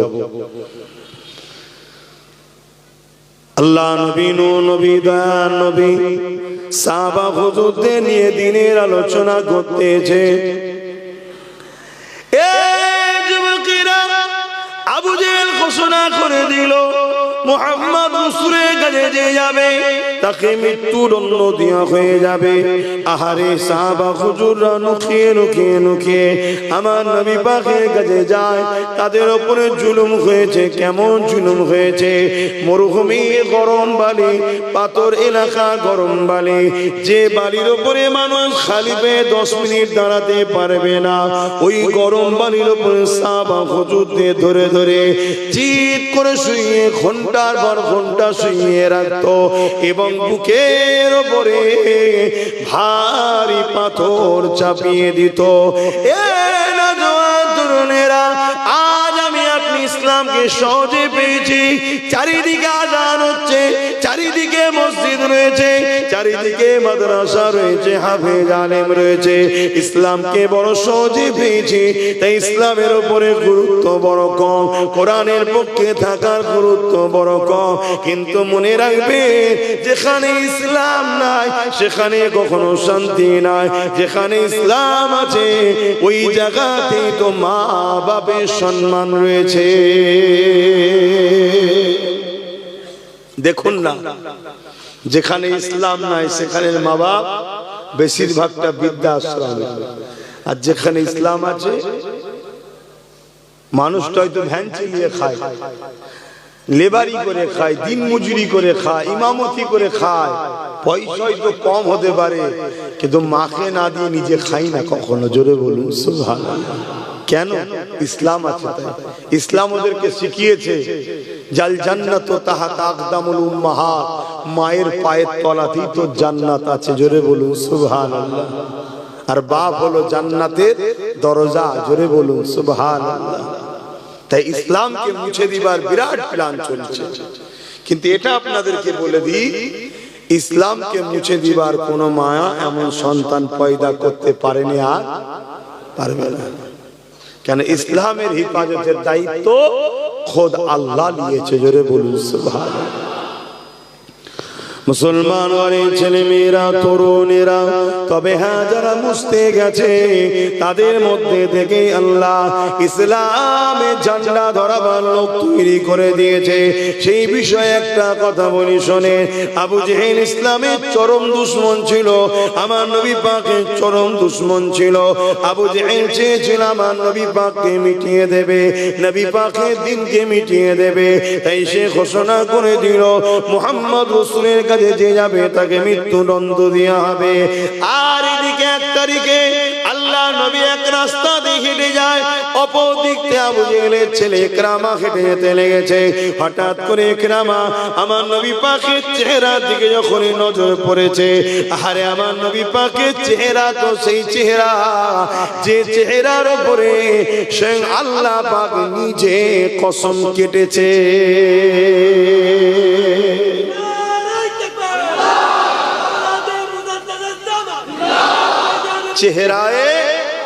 চেহারায় ওয়াদুহা। আহা, আমার নবীর চেহারা এত সুন্দর। একদিন নবী মদিনার বাজারে গেছে। হুজুর পাক যেতেন, কে 2 নম্বরই করছে না করছে, কে ভুল করছে না করছে, সব শিক্ষা দিবার জন্য। কারণ বিজনেসটাও তো শিখাতে হবে। 2 নম্বর মাল দিচ্ছে কিনা, উপরে শুকনো ভেতরে ভিজে, এসব হয় তো। এখন ইসলামে হারাম। কিছুক্ষণের জন্য এই ব্যবসায় বরকত হয় না, মানে একটু লাভ দেখতে পেলেও কিন্তু বিরাট বড় ক্ষতিকে টেনে নিয়ে যাবে। দুটো রাস্তা একদম ব্রেনে ঢুকিয়ে নেয়। 2টো রাস্তা, 3টে কোনো রাস্তা নেই, 2টো রাস্তা। একটা রাস্তায় চলা শুরু হয় শান্তিতে, আর শেষটা কষ্ট, যে কষ্ট শেষ নাই। আর একটা রাস্তা শুরু হচ্ছে কষ্টতে, কিছুটা চলার পরে শান্তি, যে শান্তির আর শেষ নাই। আপনি কোন রাস্তায় চলবেন আপনার ব্যাপার। কিছু বুঝলেন? একটা মানুষ প্রথম চান্সে পাহাড় থেকে নামছে, তারপরে আর একটা পাহাড়ে উঠতে হবে। আরেকটু বুঝাচ্ছে আপনাকে। আরেকটা মানুষ প্রথম চান্সে পাহাড়ে উঠছে, তারপরে নামতে হবে। অবশ্যই নামাটা আরাম, তাই তো নাকি? ওটাটাই তো কষ্ট। এই দুটো মানুষের মধ্যে জ্ঞানার কে? যে প্রথম পাহাড়ে উঠছে না, যে প্রথম পাহাড় থেকে নামছে। কিন্তু উভয়কেই একটা পাহাড় পার করতেই হবে, একটা থেকে নামতে হবে, এটা করতেই হবে উভয় শর্ত। এবারে তুমি প্রথম পাহাড়ে উঠবে না প্রথম পাহাড় থেকে নামবে? বলো। যে চালাক হবে সে বলবে আমি প্রথম পাহাড়ে উঠে যাই, কেন এখন শরীর তবুও ঠিক আছে। নামতে গেলে একটু হলেও তো এনার্জি, ক্যালোরি লস হবে, তখন ওটা কিন্তু বড্ড ভারী হয়ে যাবে। ইসলামের রাস্তা হলো প্রথম পাহাড়ে উঠা, তারপরে নামা, অর্থাৎ শান্তি আর শান্তি। আর শয়তানের রাস্তা হলো প্রথমেই আরাম খোঁজে, নেবে পর পরে ভাবা যাবে শুনি, কিন্তু তারপরে আর উঠতে। বুঝাতে পারছি? তিনটে কোন রাস্তা নেই, দুটো রাস্তা। যদি তোমার দুনিয়াবি জিন্দেগি কষ্টের হয়, আখিরাতে কল্যাণ। আর যদি দুনিয়াবি জিন্দেগি তোমার শান্তি হয়, আখিরাতে বরবাদ। কিন্তু বিচখানে একটা শর্ত হলো ঈমান। ঈমান নেই, কষ্ট করেছে দুনিয়ায়, ওর কোনো লাভ নেই। বুঝতে পারছেন তো? ঈমান হলো শর্ত। তো যাই হোক, আমি যে কথা বুঝাতে গিয়ে গেলাম, একরামা আমার নবী পাককে যেই দেখেছে, আমার নবী পাককে দেখে আর থাকতে পারে। আমার নবীকে এত সুন্দর দেখতে ছিলেন, জোরে বলুন সুবহানাল্লাহ। আরে ইউসুফ আলাইহিস সালাম তো আমার নবীর সৌন্দর্যের 10 ভাগের 1 ভাগ পেয়েছে। আমার নবীর সৌন্দর্যের 10 ভাগের 1 ভাগ ইউসুফ নবী পেয়েছে। এতে মিশরের নারীরা একবার শুধু দেখেছিল, ওই অবস্থায় আগুন কেটেছে, নিজেরা আগুন কাটছে, হুঁশ নাই। ইউসুফ নবীর রূপেতে তারা দিওয়ানা হয়ে আছে, জোরে বলুন সুবহানাল্লাহ। কিন্তু ইউসুফ নবী পেয়েছে কার থেকে? মুহাম্মদ রাসূলের ঝুলি থেকে। নবী মুহাম্মদ রাসূলের 10 ভাগের 1 ভাগটা ইউসুফ নবী পেয়েছে। তা নবীর কাছে 10 ভাগ আছে, তাহলে আমার নবী কেমন দেখতে? আম্মা হযরত আয়েশা সিদ্দিকা রাদিয়াল্লাহু তাআলা আনহার কোলে মাথা দিয়ে আমার রাসূলুল্লাহ একদিন আরাম করতেছেন। এ নওজওয়ানেরা, আম্মা আয়েশা সিদ্দিকা রাদিয়াল্লাহু তাআলা আনহা একবার আমার রাসূলুল্লাহর চেহারার দিকে তাকায়, আর একবার আসমানের চাঁদের দিকে তাকায়, একবার আমার নবী পাকের চেহারার দিকে তাকায়, আর একবার আকাশের চাঁদের দিকে তাকায়। আল্লাহ নবী বলতে লাগলেন, এ আয়েশা কি দেখছেন আপনি? ইয়া রাসূলুল্লাহ, হাবিবাল্লাহ, আপনাকে দেখছি আর আকাশের চাঁদকে দেখতেছি। আমার রাসূলুল্লাহ বললেন, কি দেখছো আয়েশা? দেখে কি বুঝতে পারলে? ইয়া রাসূলুল্লাহ, ইয়া হাবিবাল্লাহ, আকাশের চাঁদের দাগ আছে, কিন্তু আমার কোলের চাঁদের কোনো দাগ না। আমার নবীর তুলনা চাঁদের সঙ্গে হয় না, কিন্তু যে ভাষাটা না বললে আপনারা বুঝবেন না। কথা মাথায় ঢুকছে? কেন? চাঁদও আমার নবীর গোলাম, জোরে বলুন সুবহানাল্লাহ। তাই তো নবী ইশারা করেছিল, 2 টুকরো হয়ে গেছে, গোলামির ইজহার করেছে। আমাদের ঘরেও গোলামি করতে গেলে গোলামির প্রমাণ দিতে হবে না? হবে না? কথা বলে। আল্লাহ ও রাসূলের প্রেমের নাম শুধু হালুয়া রুটি খাবার নাম নয়। আল্লাহ ও রাসূলের প্রেমের নাম কখনো গুলিয়ে খেতে হতে পারে, কখনো জেলও খাটতে হতে পারে। কখনো অস্ত্রের আঘাতে দুটুকরো হয়ে যেতে হতে পারে। এটাই তো প্রকৃত প্রেমের নাম, যে আমি সব জায়গাতেই আল্লাহ ও রাসূলের পক্ষে থাকবো। শুধু হালুয়া রুটি খাবার বেলায় আল্লাহু আকবার না, গুলি খাবার বেলা তো আল্লাহু আকবার বলবো, অস্ত্রের সামনে তো আল্লাহু আকবার বলবো, স্টিম রোলার চলবে তাও আল্লাহু আকবার বলবো। এ তো প্রকৃত প্রেমিক। আর শুধু খাবার বেলায় আল্লাহু আকবার আর বাকি জায়গায় বলবেন না, এ তো স্বার্থপর। কি গো, ঠিক বলছি না ভুল? একে তো মুনাফিক বলা হয়। হ্যাঁ, তো ভাইরা আমার নবী পাক সাল্লাল্লাহু আলাইহি সাল্লামকে ইকরামা দেখছে আর আমার নবী যাচ্ছে। তোমার নবী এত সুন্দর দেখতেছিলেন, এই বিষয়টা বলতে গিয়ে মদিনার একটা ওয়াকিয়া মনে পড়েছে, আপনাদের বলছি, শুনছেন তো সবাই? কেন আমি বলেছি চারটে শক্তি জালিমদের কাছে বাঁচতে গেলে আমাদের একটা শক্তি দরকার, যে শক্তি সাহাবাদের ছিল, যে শক্তি যুগে যুগে ঈমানদারদের কাছে ছিল, ওটা হলো সিনার শক্তি, তাই তো নাকি? আমি এই সিনার শক্তিটা বুঝাবো বলেই আমি এই দিকে আলোচনা করছি। তো ভাইরা আমার নবী পাক সাল্লাল্লাহু আলাইহি সাল্লাম মদিনার বাজারে গেছেন, ঘুরতে ঘুরতে যে এক জায়গায় হাজির হয়েছেন যেখানে উট বিক্রি হচ্ছে। তৎকালীন সময় উটের বিরাট কিন্তু ভ্যালু, কারণ তৎকালীন সময় যাতায়াতের অন্য কোনো ব্যবস্থা ছিল না। মরুভূমি পাথর এলাকায় উটের সাথে সওয়ারি হতো মানুষ, আর যুদ্ধের জন্য ঘোড়া ছিল। উটের উপরে মানুষ সওয়ারি করত, আর উটের মধ্যে আবার সুরখ লাল উটের সব থেকে ভ্যালু। এক একটা সময় একটা জিনিসের রেওয়াজ থাকে, লাল উটের বিরাট ভ্যালু। আল্লাহর নবী দেখছেন একদল লোক বাইরে থেকে এসেছে মদিনার বাজারে উটের ব্যবসা করতে। তাদের কাছে একটা উট আছে, যে উটটাকে আমার নবীর পছন্দ হয়েছে। জোরে বলুন সুবহানাল্লাহ। হায় মদিনার ওই উটটা কত সুন্দর, যাকে আমার নবী পছন্দ করেছে। জানেন আমার নবী আমাদেরকে পছন্দ করে কি, কিন্তু মদিনার এই উটটাকে নবী পছন্দ করে। এ জিন্দেগির কিছু দাম নেই। আব্বাস সিদ্দিকী দাদা হুজুরের আওলাদ, এসব কিছু দাম নেই।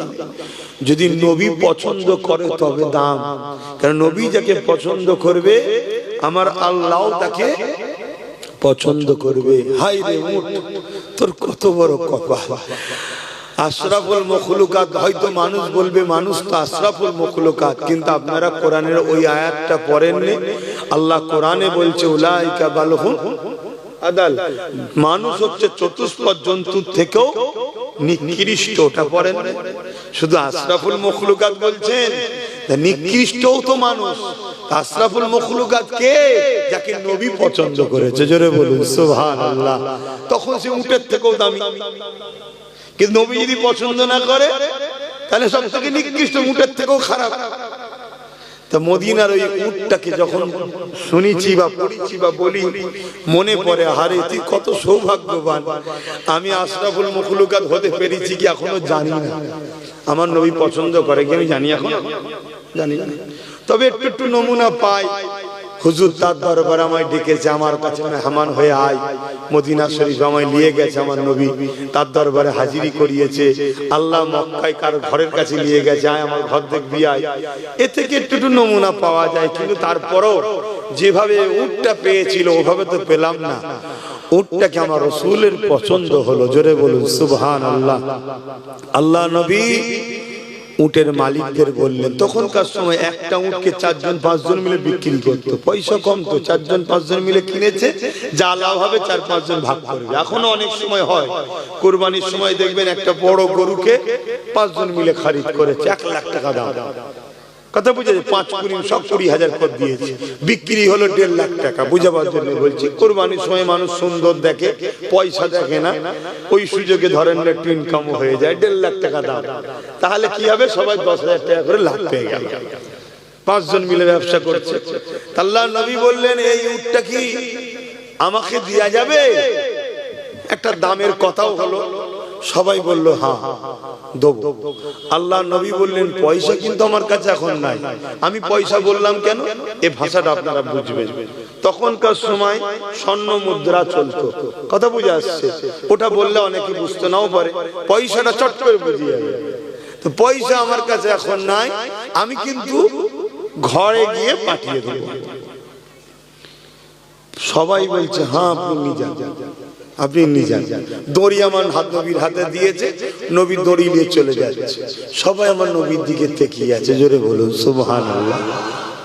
তাদের মধ্যে থেকে হুজুর যখন চলে গেছে, এবারে চোখের আড়ালে হয়ে গেছে, তখন বলছে হারা উটটা যে দিলি তুই ওনাকে চিনিস তো? ও বলছে না তো। তুই? বলছে আমি জানি না তো। তুই? না তুই। পাঁচজনে একে অপরের কথা হচ্ছে। আরে যখন চিনি না দিলি কি করে? আমি মনে করি তুই চিনিস, এ বলছে তুই চিনিস, তা জানিস না যখন উটটাতে দিলি কি করে? একজন বলছে কেন দেবো না, উনি যখন কথা বলছিল দেখেছিস উনার দুই ঠোঁটের ভেতর থেকে মুড় ঝরছে, জোরে বলুন সুবহানাল্লাহ। আমি ওটা দেখতেই তো ব্যস্ত, ইনি কেমন মানুষ, কি সুন্দর। যারা জীবনে প্রথম নবী দেখছে তারা জানে না ইনি কে। তিনার যে মুড় ঝরছে ওইটা দেখেই তো আমি দিওয়ানা হয়ে গেছি। কি পয়সার কথা বলবো, কি চিনি দে দিয়েছি। আর একজন বলছে আরে খেয়াল করে দেখেছিস ওনার চুল, আমার নবীর চুল বাবরি চুল না থাকতে, অনেক ধরনের চুল রাখতেন, তার মধ্যে বাবরিটা বেশিরভাগ সময় রাসূল রাখতেন। আমার নবী পাশে এই বাবরি চুল হাওয়া লেগে উড়ছিল। তো যখন উড়ছে ওরা বলছে হুজুরের চুলের, উনি যে ওই ব্যক্তিটা যে ওনার চুলের থেকে আলো ঝটাক পাহাড়ে গিয়ে যেমন কোন জিনিস এটা রেখা পড়ে না, এরকম রেখা পড়ছে, ওটা দেখতেই আমি ব্যস্ত ছিলাম, জোরে বলুন সুবহানাল্লাহ।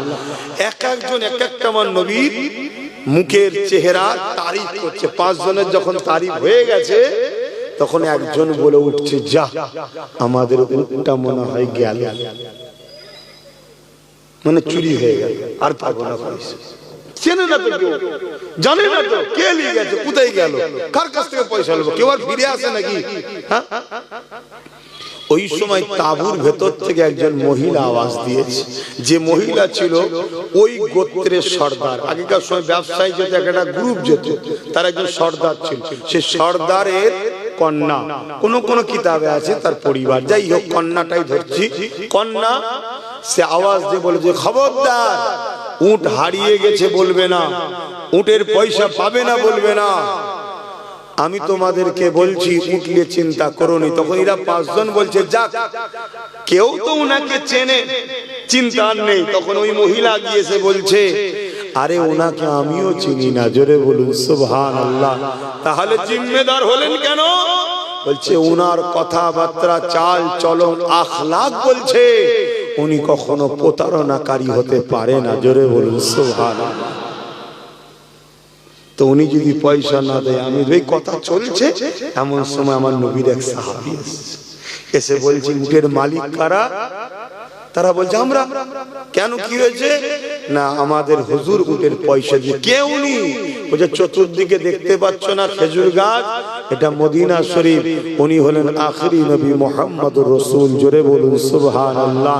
তারা সবাই বলতে লেগেছে পয়সা দিতে লাগবে না, ওনার কাছে আমাদেরকে নিয়ে চলো। তারা আমার নবীর দরবারে এলেন। নবী জিজ্ঞেস করছে কি গো বাবা, পয়সা তো পাঠিয়েছে, আবার এলে? বলছেন হুজুর পয়সা লাগবে না, আপনার কদমের তলায় একটু আমাদের জায়গা লাগবে, জোরে বলুন সুবহানাল্লাহ। সব ইমানের কলেমা পড়ে মুসলমান হয়ে গেল, জোরে বলুন সুবহানাল্লাহ। সেই নবী পাককে আবু জেহেলের ছেলে দেখেছে, দিবানা হবে না? হবে না? কথা বলেন। আল্লাহ নবীকে এক ইহুদি ঘরের ছেলে দেখেছিল। আল্লাহ নবী বাজারে গেছে, ওই ইহুদি ছেলেটা বাজারে এসেছে। আমার নবী পা মানুষের সঙ্গে কথা বলে, আমার নবী পা একে অপরের সঙ্গে কথা বলে। ওই ইহুদি ঘরের যুবকটা আমার নবী পাককে দেখতে লেগেছে। আমার নবী পাকের কথাবার্তা, ব্যবহার, আখলাক দেখে ওই ইহুদি ঘরের ছেলেটা মনের মধ্যে আমার রাসূলুল্লাহর জন্য মহব্বত, ভালোবাসা এসে গেছে। আমার নবী পাকের আখলাক সে দিবানা হয়ে গেছে। এ যুবক খেরাতাই লুকিয়ে লুকিয়ে লুকিয়ে আমার নবী পাক যখনই যেখানে যায় ওই ইহুদি ঘরের যুবকটা ফলো রাখে, আমার নবী পাককে অনুসরণ করে চলে, আমার নবী পাককে খেয়াল করে। এইভাবে দীর্ঘদিন যাওয়ার পরে ওই ইহুদি ঘরের সন্তানটা ভাবতে লাগলো একবার মুহাম্মদ রাসূলকে বলা যাক তিনার খাদিম হিসেবে যেন আমাকে রাখে। এত সুন্দর আখলাক চরিত্র, এত দরদি মানুষ তিনি, আশা রাখছি বললে আমাকে ফিরিয়ে দেবেন না।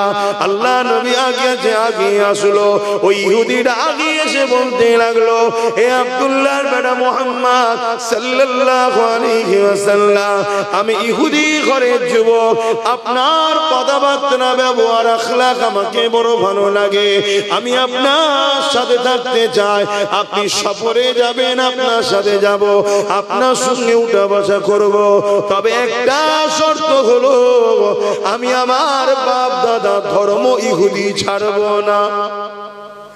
শুনছেন তো? ধর্ম ছাড়ব না।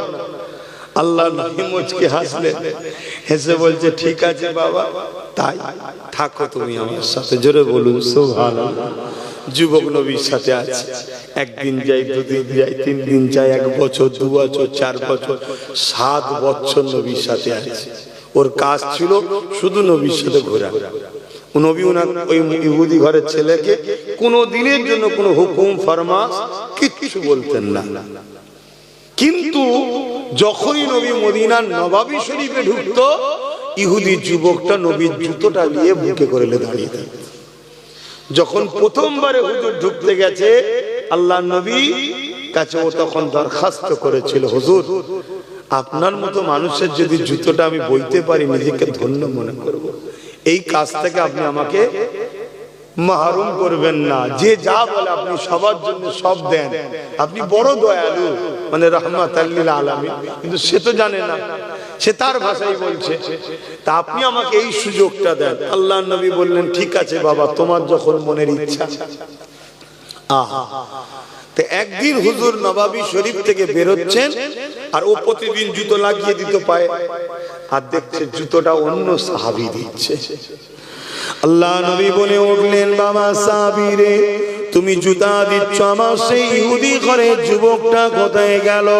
ওই সাহাবীটা বলতে লাগলেন, ইয়া রাসূলুল্লাহ, হাবিবাল্লাহ, সে বড় অসুস্থ, বড় বিমারে, মনে হয় সে আর বাঁচবে না, বড় অসুস্থ, সে বড় কষ্টের মধ্যে রয়েছে, বিছানা সজ্জিত হয়ে গেছে।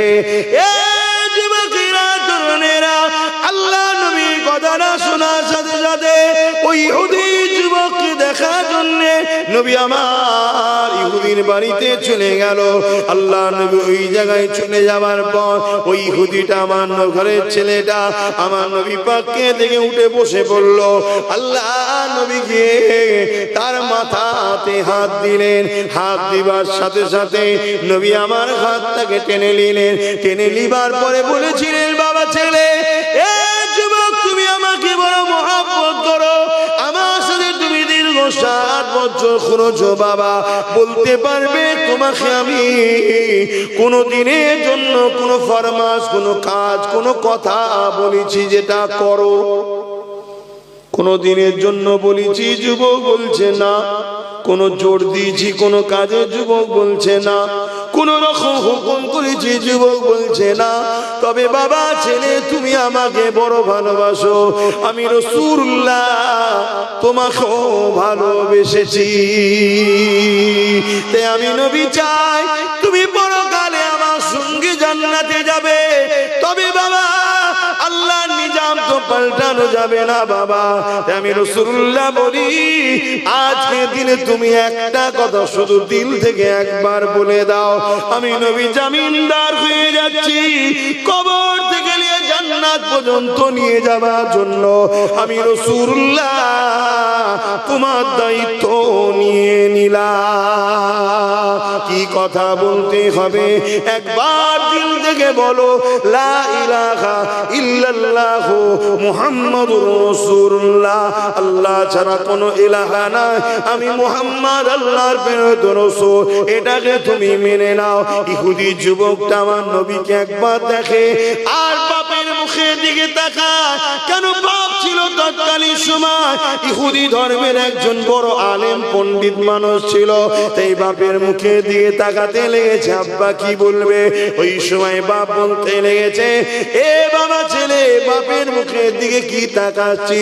জিনার মহব্বতে 7 বছর কাটিয়ে দিয়েছি, তিনি যা বলছে জলদি করে পড়েলে, কারণ আমি আমার ইলম দ্বারা দেখতে লেগেছি ইনি হলেন আখিরি নবী মুহাম্মদ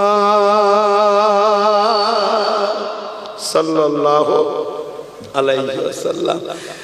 ছেলেটা কলেমা পড়তে লেগেছে, লা ইলাহা ইল্লাল্লাহু মুহাম্মাদুর রাসূলুল্লাহ সাল্লাল্লাহু আলাইহি ওয়াসাল্লাম।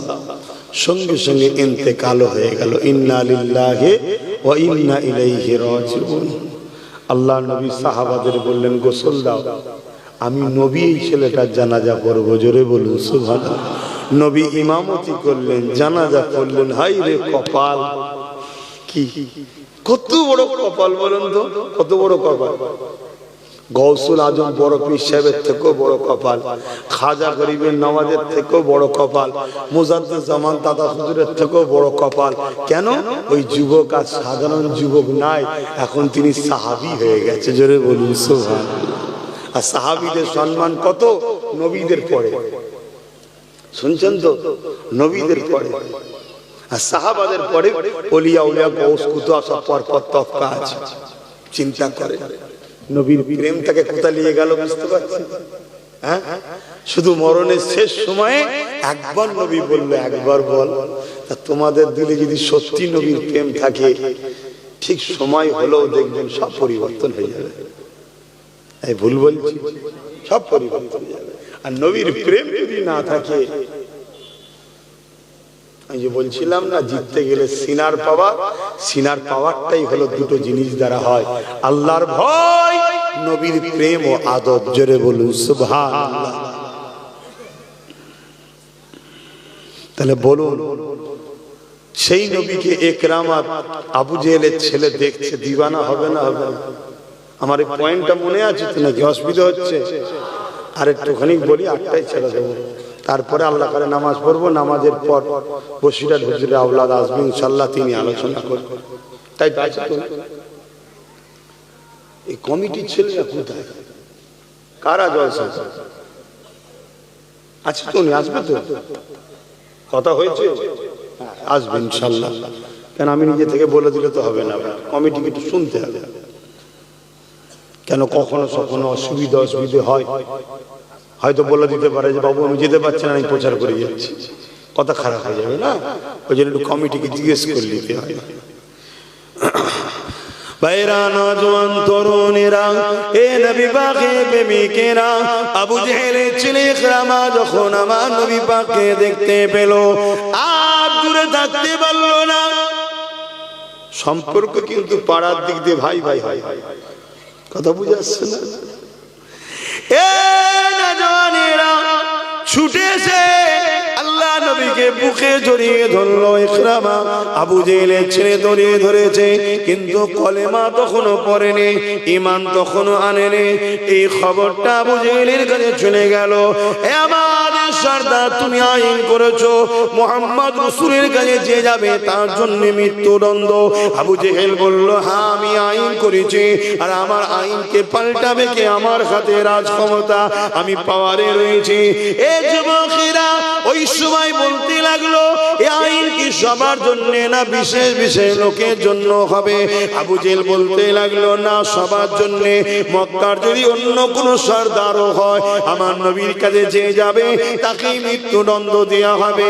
ওই সময় যারা দেখেছিল ইকরামা আমার রাসূলুল্লাহকে জড়িয়ে ধরেছে, তারা বলতে লাগলো, আবু জেহেল তোমার ছেলে মুহাম্মদ রাসূলুল্লাহকে জড়িয়ে ধরেছে, এবারে বলো তার জন্য কি শাস্তি আছে? যাক, আবু জেহেলের একটা খসলত দেখেছি, ভালো বলবো না, দেখলাম আজকের আবু জেহেলদের থেকে একটু হলেও ঠিক আছে। শুনছেন তো নাকি? কি করেছিল আবু জেহেল?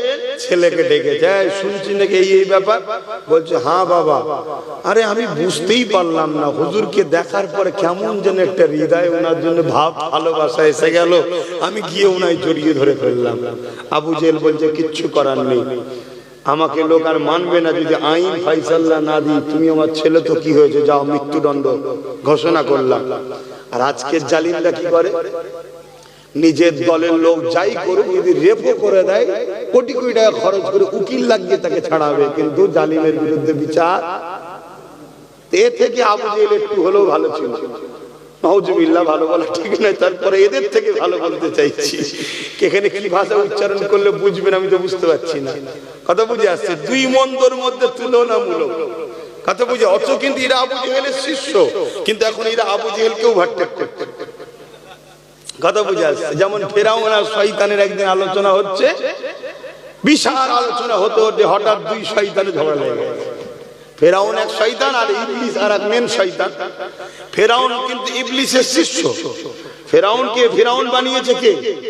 ইবলিসই তো বানিয়েছে। কিন্তু ঝগড়া হতে হতে এমন জায়গায় পৌঁছে গেছে, ইবলিস দাঁড়িয়ে গিয়ে রেগে বলছে, এই ফেরাউন শোন, তুই আমার থেকেও বড় শয়তান। বলছে কি করে বললে? বলছে দেখ, তুই কে আমি আমার শিষ্য বানিয়েছি, কিন্তু তুই শিষ্য এখন নেই, তুই আমার গুরু হয়ে গেছিস। কি জন্যে? আমি যত বড়ই শয়তান হই না কেন, খোদা দাবি করার সাহস পাইনি, তুই এত বড় শয়তান নিজেকে খোদা বলেছিস। কথা বুঝে আসছে? তা ফেরাউন ইবলিসেরই চালা, কিন্তু শয়তানের দিকে ইবলিসকেও টপকে গেছে। তা আজকে যেসব জালিমগুলো রয়েছে, এরা সব আবু জেহেলেরই চালা, কিন্তু শয়তানের দিক দিয়ে আবু জেহেলকেও টপকে যাচ্ছে। ইকরামাকে আবু জেহেল আইন ঘোষণা করলো মৃত্যুদণ্ড। কিভাবে মৃত্যুদণ্ড দেওয়া হবে? যত ছেলে হয়তো লোক সমাজে কতল করলে, সর্দারের ছেলে কতল হচ্ছে, একটা সর্দারের মনে হচ্ছে মাথাটা হ্যাট হয়ে যাবে। এক কাজ করো, একে জঙ্গল খোঁজো, জঙ্গল খুঁজে ওই জঙ্গলে নিয়ে যে হাতে পায়ে দড়ি বেঁধে রেখে দাও, যাতে করে হিংস্র পশুরে একে ছিঁড়ে ছিঁড়ে খায়। বাপ ছেলেকে ফতোয়া দিচ্ছে, কি জন্যে? নবীকে জড়িয়ে ধরেছে, কলমা পড়ে নেই, আল্লাহ মানে নেই, মোহাম্মদ রসুলকেও মানে নেই, শুধু চম্বুক যেমন টেনে নেয়, হুজুরের প্রেমে ওকে টেনে নিয়েছে, যে ধরে ফেলে। শুনছেন? আজকেও যেমন সমাজে এমন বাপ আছে, তার ছেলে মদখোরের সঙ্গে মিশলে নিষেধ করে না, চোরের সঙ্গে মিশলে নিষেধ করে না, দুর্নীতিবাজদের সঙ্গে মিশলে নিষেধ করে না, ঘুষখোর অত্যাচারী শাসক প্রতারণাকারীদের সঙ্গে মিশলেও নিষেধ করে না। আমি নবীর গোলাম, আমার সাথে মিশলে নিষেধ করে, আব্বাসের সঙ্গে যাবি না। এমনও বাপ সমাজে আছে না? না। আচ্ছা, আপনাকে আবু জেহেল বলবো না, আল্লাহর কাছে দোয়া আছে আপনি হিদায়েত হন, বলুন আমিন। তো ভাইয়ের আমার, কিন্তু খসলত ওই দিকেই যাচ্ছে। হ্যাঁ, সে আমার নবীকে জড়িয়ে ধরেছে, তার জন্য শাস্তি। আমার উপরে রাগ কেন? আমার উপরে রাগের পেছনে একটাই কারণ, আমি নবীর পক্ষে কথা বলি তাই, এবং হক কথা কোনো খুলে খুলে বলে দিই, কারো ডায়ে বায়ে মুখ দেখি না, এজন্যই তো রাগ। অন্য কিছু কারো ছেড়ে দিচ্ছি নাকি ভাই? তোমাদের কারো জমি ঝেড়েছি, তোমাদের কারো চাকরি ঝেড়েছি, তোমাদের কারো পদ ঝেড়েছি, তোমাদের কারো টাকা ঝেড়েছি, কারো সঙ্গে বিজনেস করতো চিটিংবাজি করে টাকা মেরে দিয়েছি। তার রাগটা কেন? একটাই কারণ, ইসলাম বলি, নবীর কথা খুলে খুলে বলে দিই, আজকে শাসকদের বুকে ব্যথা হয়। কথা বুঝে আসছে? তাই তারা কি করে? পিছনে লাগে। আর এমনও বাপ আছে, সেসব শাসকদের দরদি মানুষ, তার ছেলেরা আমার সঙ্গে মিশলে বাপেদের কষ্ট হয়। আব্বা একটু ভেবে চিন্তে কাজ করে, একটু ভেবে চিন্তে কাজ করে। আল্লাহ আপনার ছেলেকে হিদায়েত করুক, আপনি বাপ আপনাকে সম্মান করুক, আমি চাই। কেন আমার ভালোবাসার মানুষ বাপের বিরুদ্ধে হয়ে জাহান্নামে যাক, এটা আমি চাই না। কিন্তু আপনার ছেলেকে নবী বংশের আওলাদদের থেকে সরিয়ে কার সাথে মিশতে দিচ্ছেন? ছেলে যদি বিগড়ে যায় কি দশা হবে জানেন তো? কি জানেন না? জানেন? হ্যাঁ, দুনিয়ায় কি হচ্ছে দেখেন না? আল্লাহ নবীকে মহব্বত করে জড়িয়ে ধরার জন্য আবু জেহেল ইকরামাকে মৃত্যু শাস্তির ঘোষণা দিয়ে দিল। সৈন্য সামন্তরা জোর করে নিয়ে গিয়ে ইকরামাকে গভীর জঙ্গলের মধ্যে প্রবেশ করিয়ে হাতে পায়ে দড়ি বেঁধে সেখানে রেখে দিয়ে এলো। এদিকে চারিদিক থেকে হিংস্র পশুরা মানুষের খুশবু পেয়ে আগিয়ে আসতে আসতে লেগেছে। কিন্তু যেই আসে ইকরামার থেকে দূরে গিয়ে গোল করে ঘিরে ইকরামার মুখের দিকে তাকিয়ে বসে, কেউ হামলা করছে না।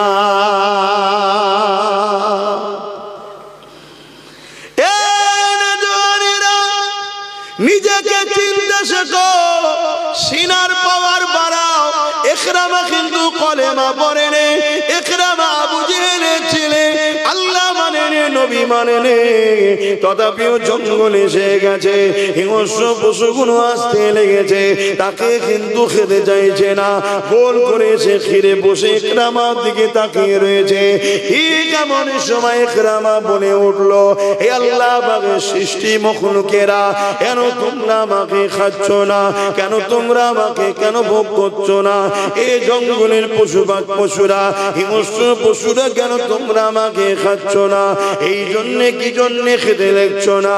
ওই সময় ইকরামার কথাতে এই যুবকেরা, আল্লাহ তো তিনি, যিনি সর্বশক্তিমান, ওই পশুদের মধ্যে থেকে একটা পশু বড় বাঘ ছিল, সে আগে আগে আগে আগে এসে পিঠ টেনে টেনে ইকরামার সামনে আগিয়ে এসে বলতে লেগেছে, ইকরামা রে, মানুষকে তো খেতে আমাদের বড় ভালো লাগে, মানুষের গোশত তো আমাদের জন্য খাওয়া চলে, কিন্তু তোমাকে খেতে পারবো না, কেননা তোমার শরীর থেকে আল্লাহ নবীর খুশবু বাহির হচ্ছে। আরো জোরে বলুন সুবহান।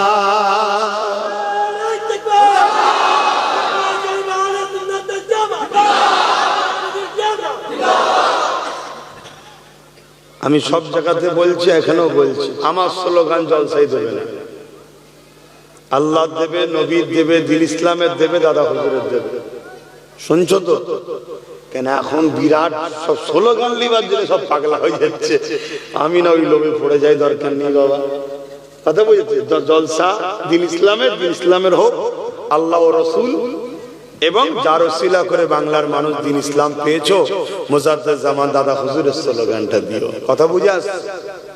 বাকি অন্যের বেলায় কি বলবেন না বলবেন সেটা আলাদা কথা, আমার বিষয়টা শুধু বলছি। আমি যখন হজ করবো, এটা আমি বলার অধিকার আছে না? না, হ্যাঁ, আমি আমার অফারটা দিচ্ছি। আবার কেউ এসে কিছু বলতে পারে, তুই বাবা দিন রাত আমার নাম বলবি, সেটা তার সাথে আপনার ব্যাপার। আমি এই বীজখানে কেন ঘুরতে যাবো? ঠিক না? আমি কেন ঘুরতে যাবো? যার যাকে ভালো লাগবে তাকে না থাকবে। খোলাখুলি কথা, ঝগড়া টগড়া করার আর সময় নেই। কথা বুঝছেন না? ওইদিকে দিন রাত সব ট্রেনিং হচ্ছে তোমাকে আমাকে জবাই করবে বলে, আর এখন নিজেরা ঝগড়া করার আর সময় আছে? তবে হ্যাঁ, নবীর বিরুদ্ধে যে হবে, নবীর বিরুদ্ধে যে হবে, যত বিপদেই থাকি না কেন তাকে ছেড়ে দেবে। কেন? নবীর দুশমনকে ছেড়ে দিলেই তো আল্লাহ সাহায্য পাওয়া যাবে না। কেন? নবীর বিরুদ্ধে কথা হবে, চুপ থাকলে ঈমান থাকে না। শুনছেন তো নাকি? প্রতিবাদ করতে হবে। এবার প্রতিবাদের ধরন আছে। আমরা উলামা, আমাদেরকে মুখ দিয়ে প্রতিবাদ করতে হবে, আমাদেরকে হাত পাত তুললে হবে না। হাত তুলবে কারা? যারা শাসক ক্ষমতায় আছে, কিন্তু যারা ক্ষমতা আছে তারাই তো ইসলামের বড় দুশমন। কথা বুঝে আসে? এটা আমাদের কপাল। সব 2 নম্বর গুলোকে আমরা সব সাপোর্ট করে করে ক্ষমতায় এনেছি, আমাদের হয়ে কথা বলার কেউ নেই, এটা আমাদের কপাল। আর আপনারা আম মানুষ, আপনাদের জন্য কি করণীয়? আপনাদের জন্য করণীয় হলো নবীর বিরুদ্ধে যে কথা বলবে তাকে অন্তর থেকে ঘৃণা করে সালাম কালাম আর নাই, টোটাল একদম কাফের বলে তার থেকে সরে যাওয়া। শুনছেন তো নাকি? এটা আপনাদের জন্য দায়িত্ব। কেন? আপনারা আম মানুষ, আপনারা মশলা মশাল বুঝবেন না। ফতোয়া দিতে গেলে শেষকালে শয়তান এমন ফতোয়াই আপনাকে জড়িয়ে ফেলবে, দেখা যাবে আপনাকে কোনো দুশমন করে দিয়েছে। অতএব দূরে সরে যাবো, ও বালার কাছে যাবো না, মিটে যাবে।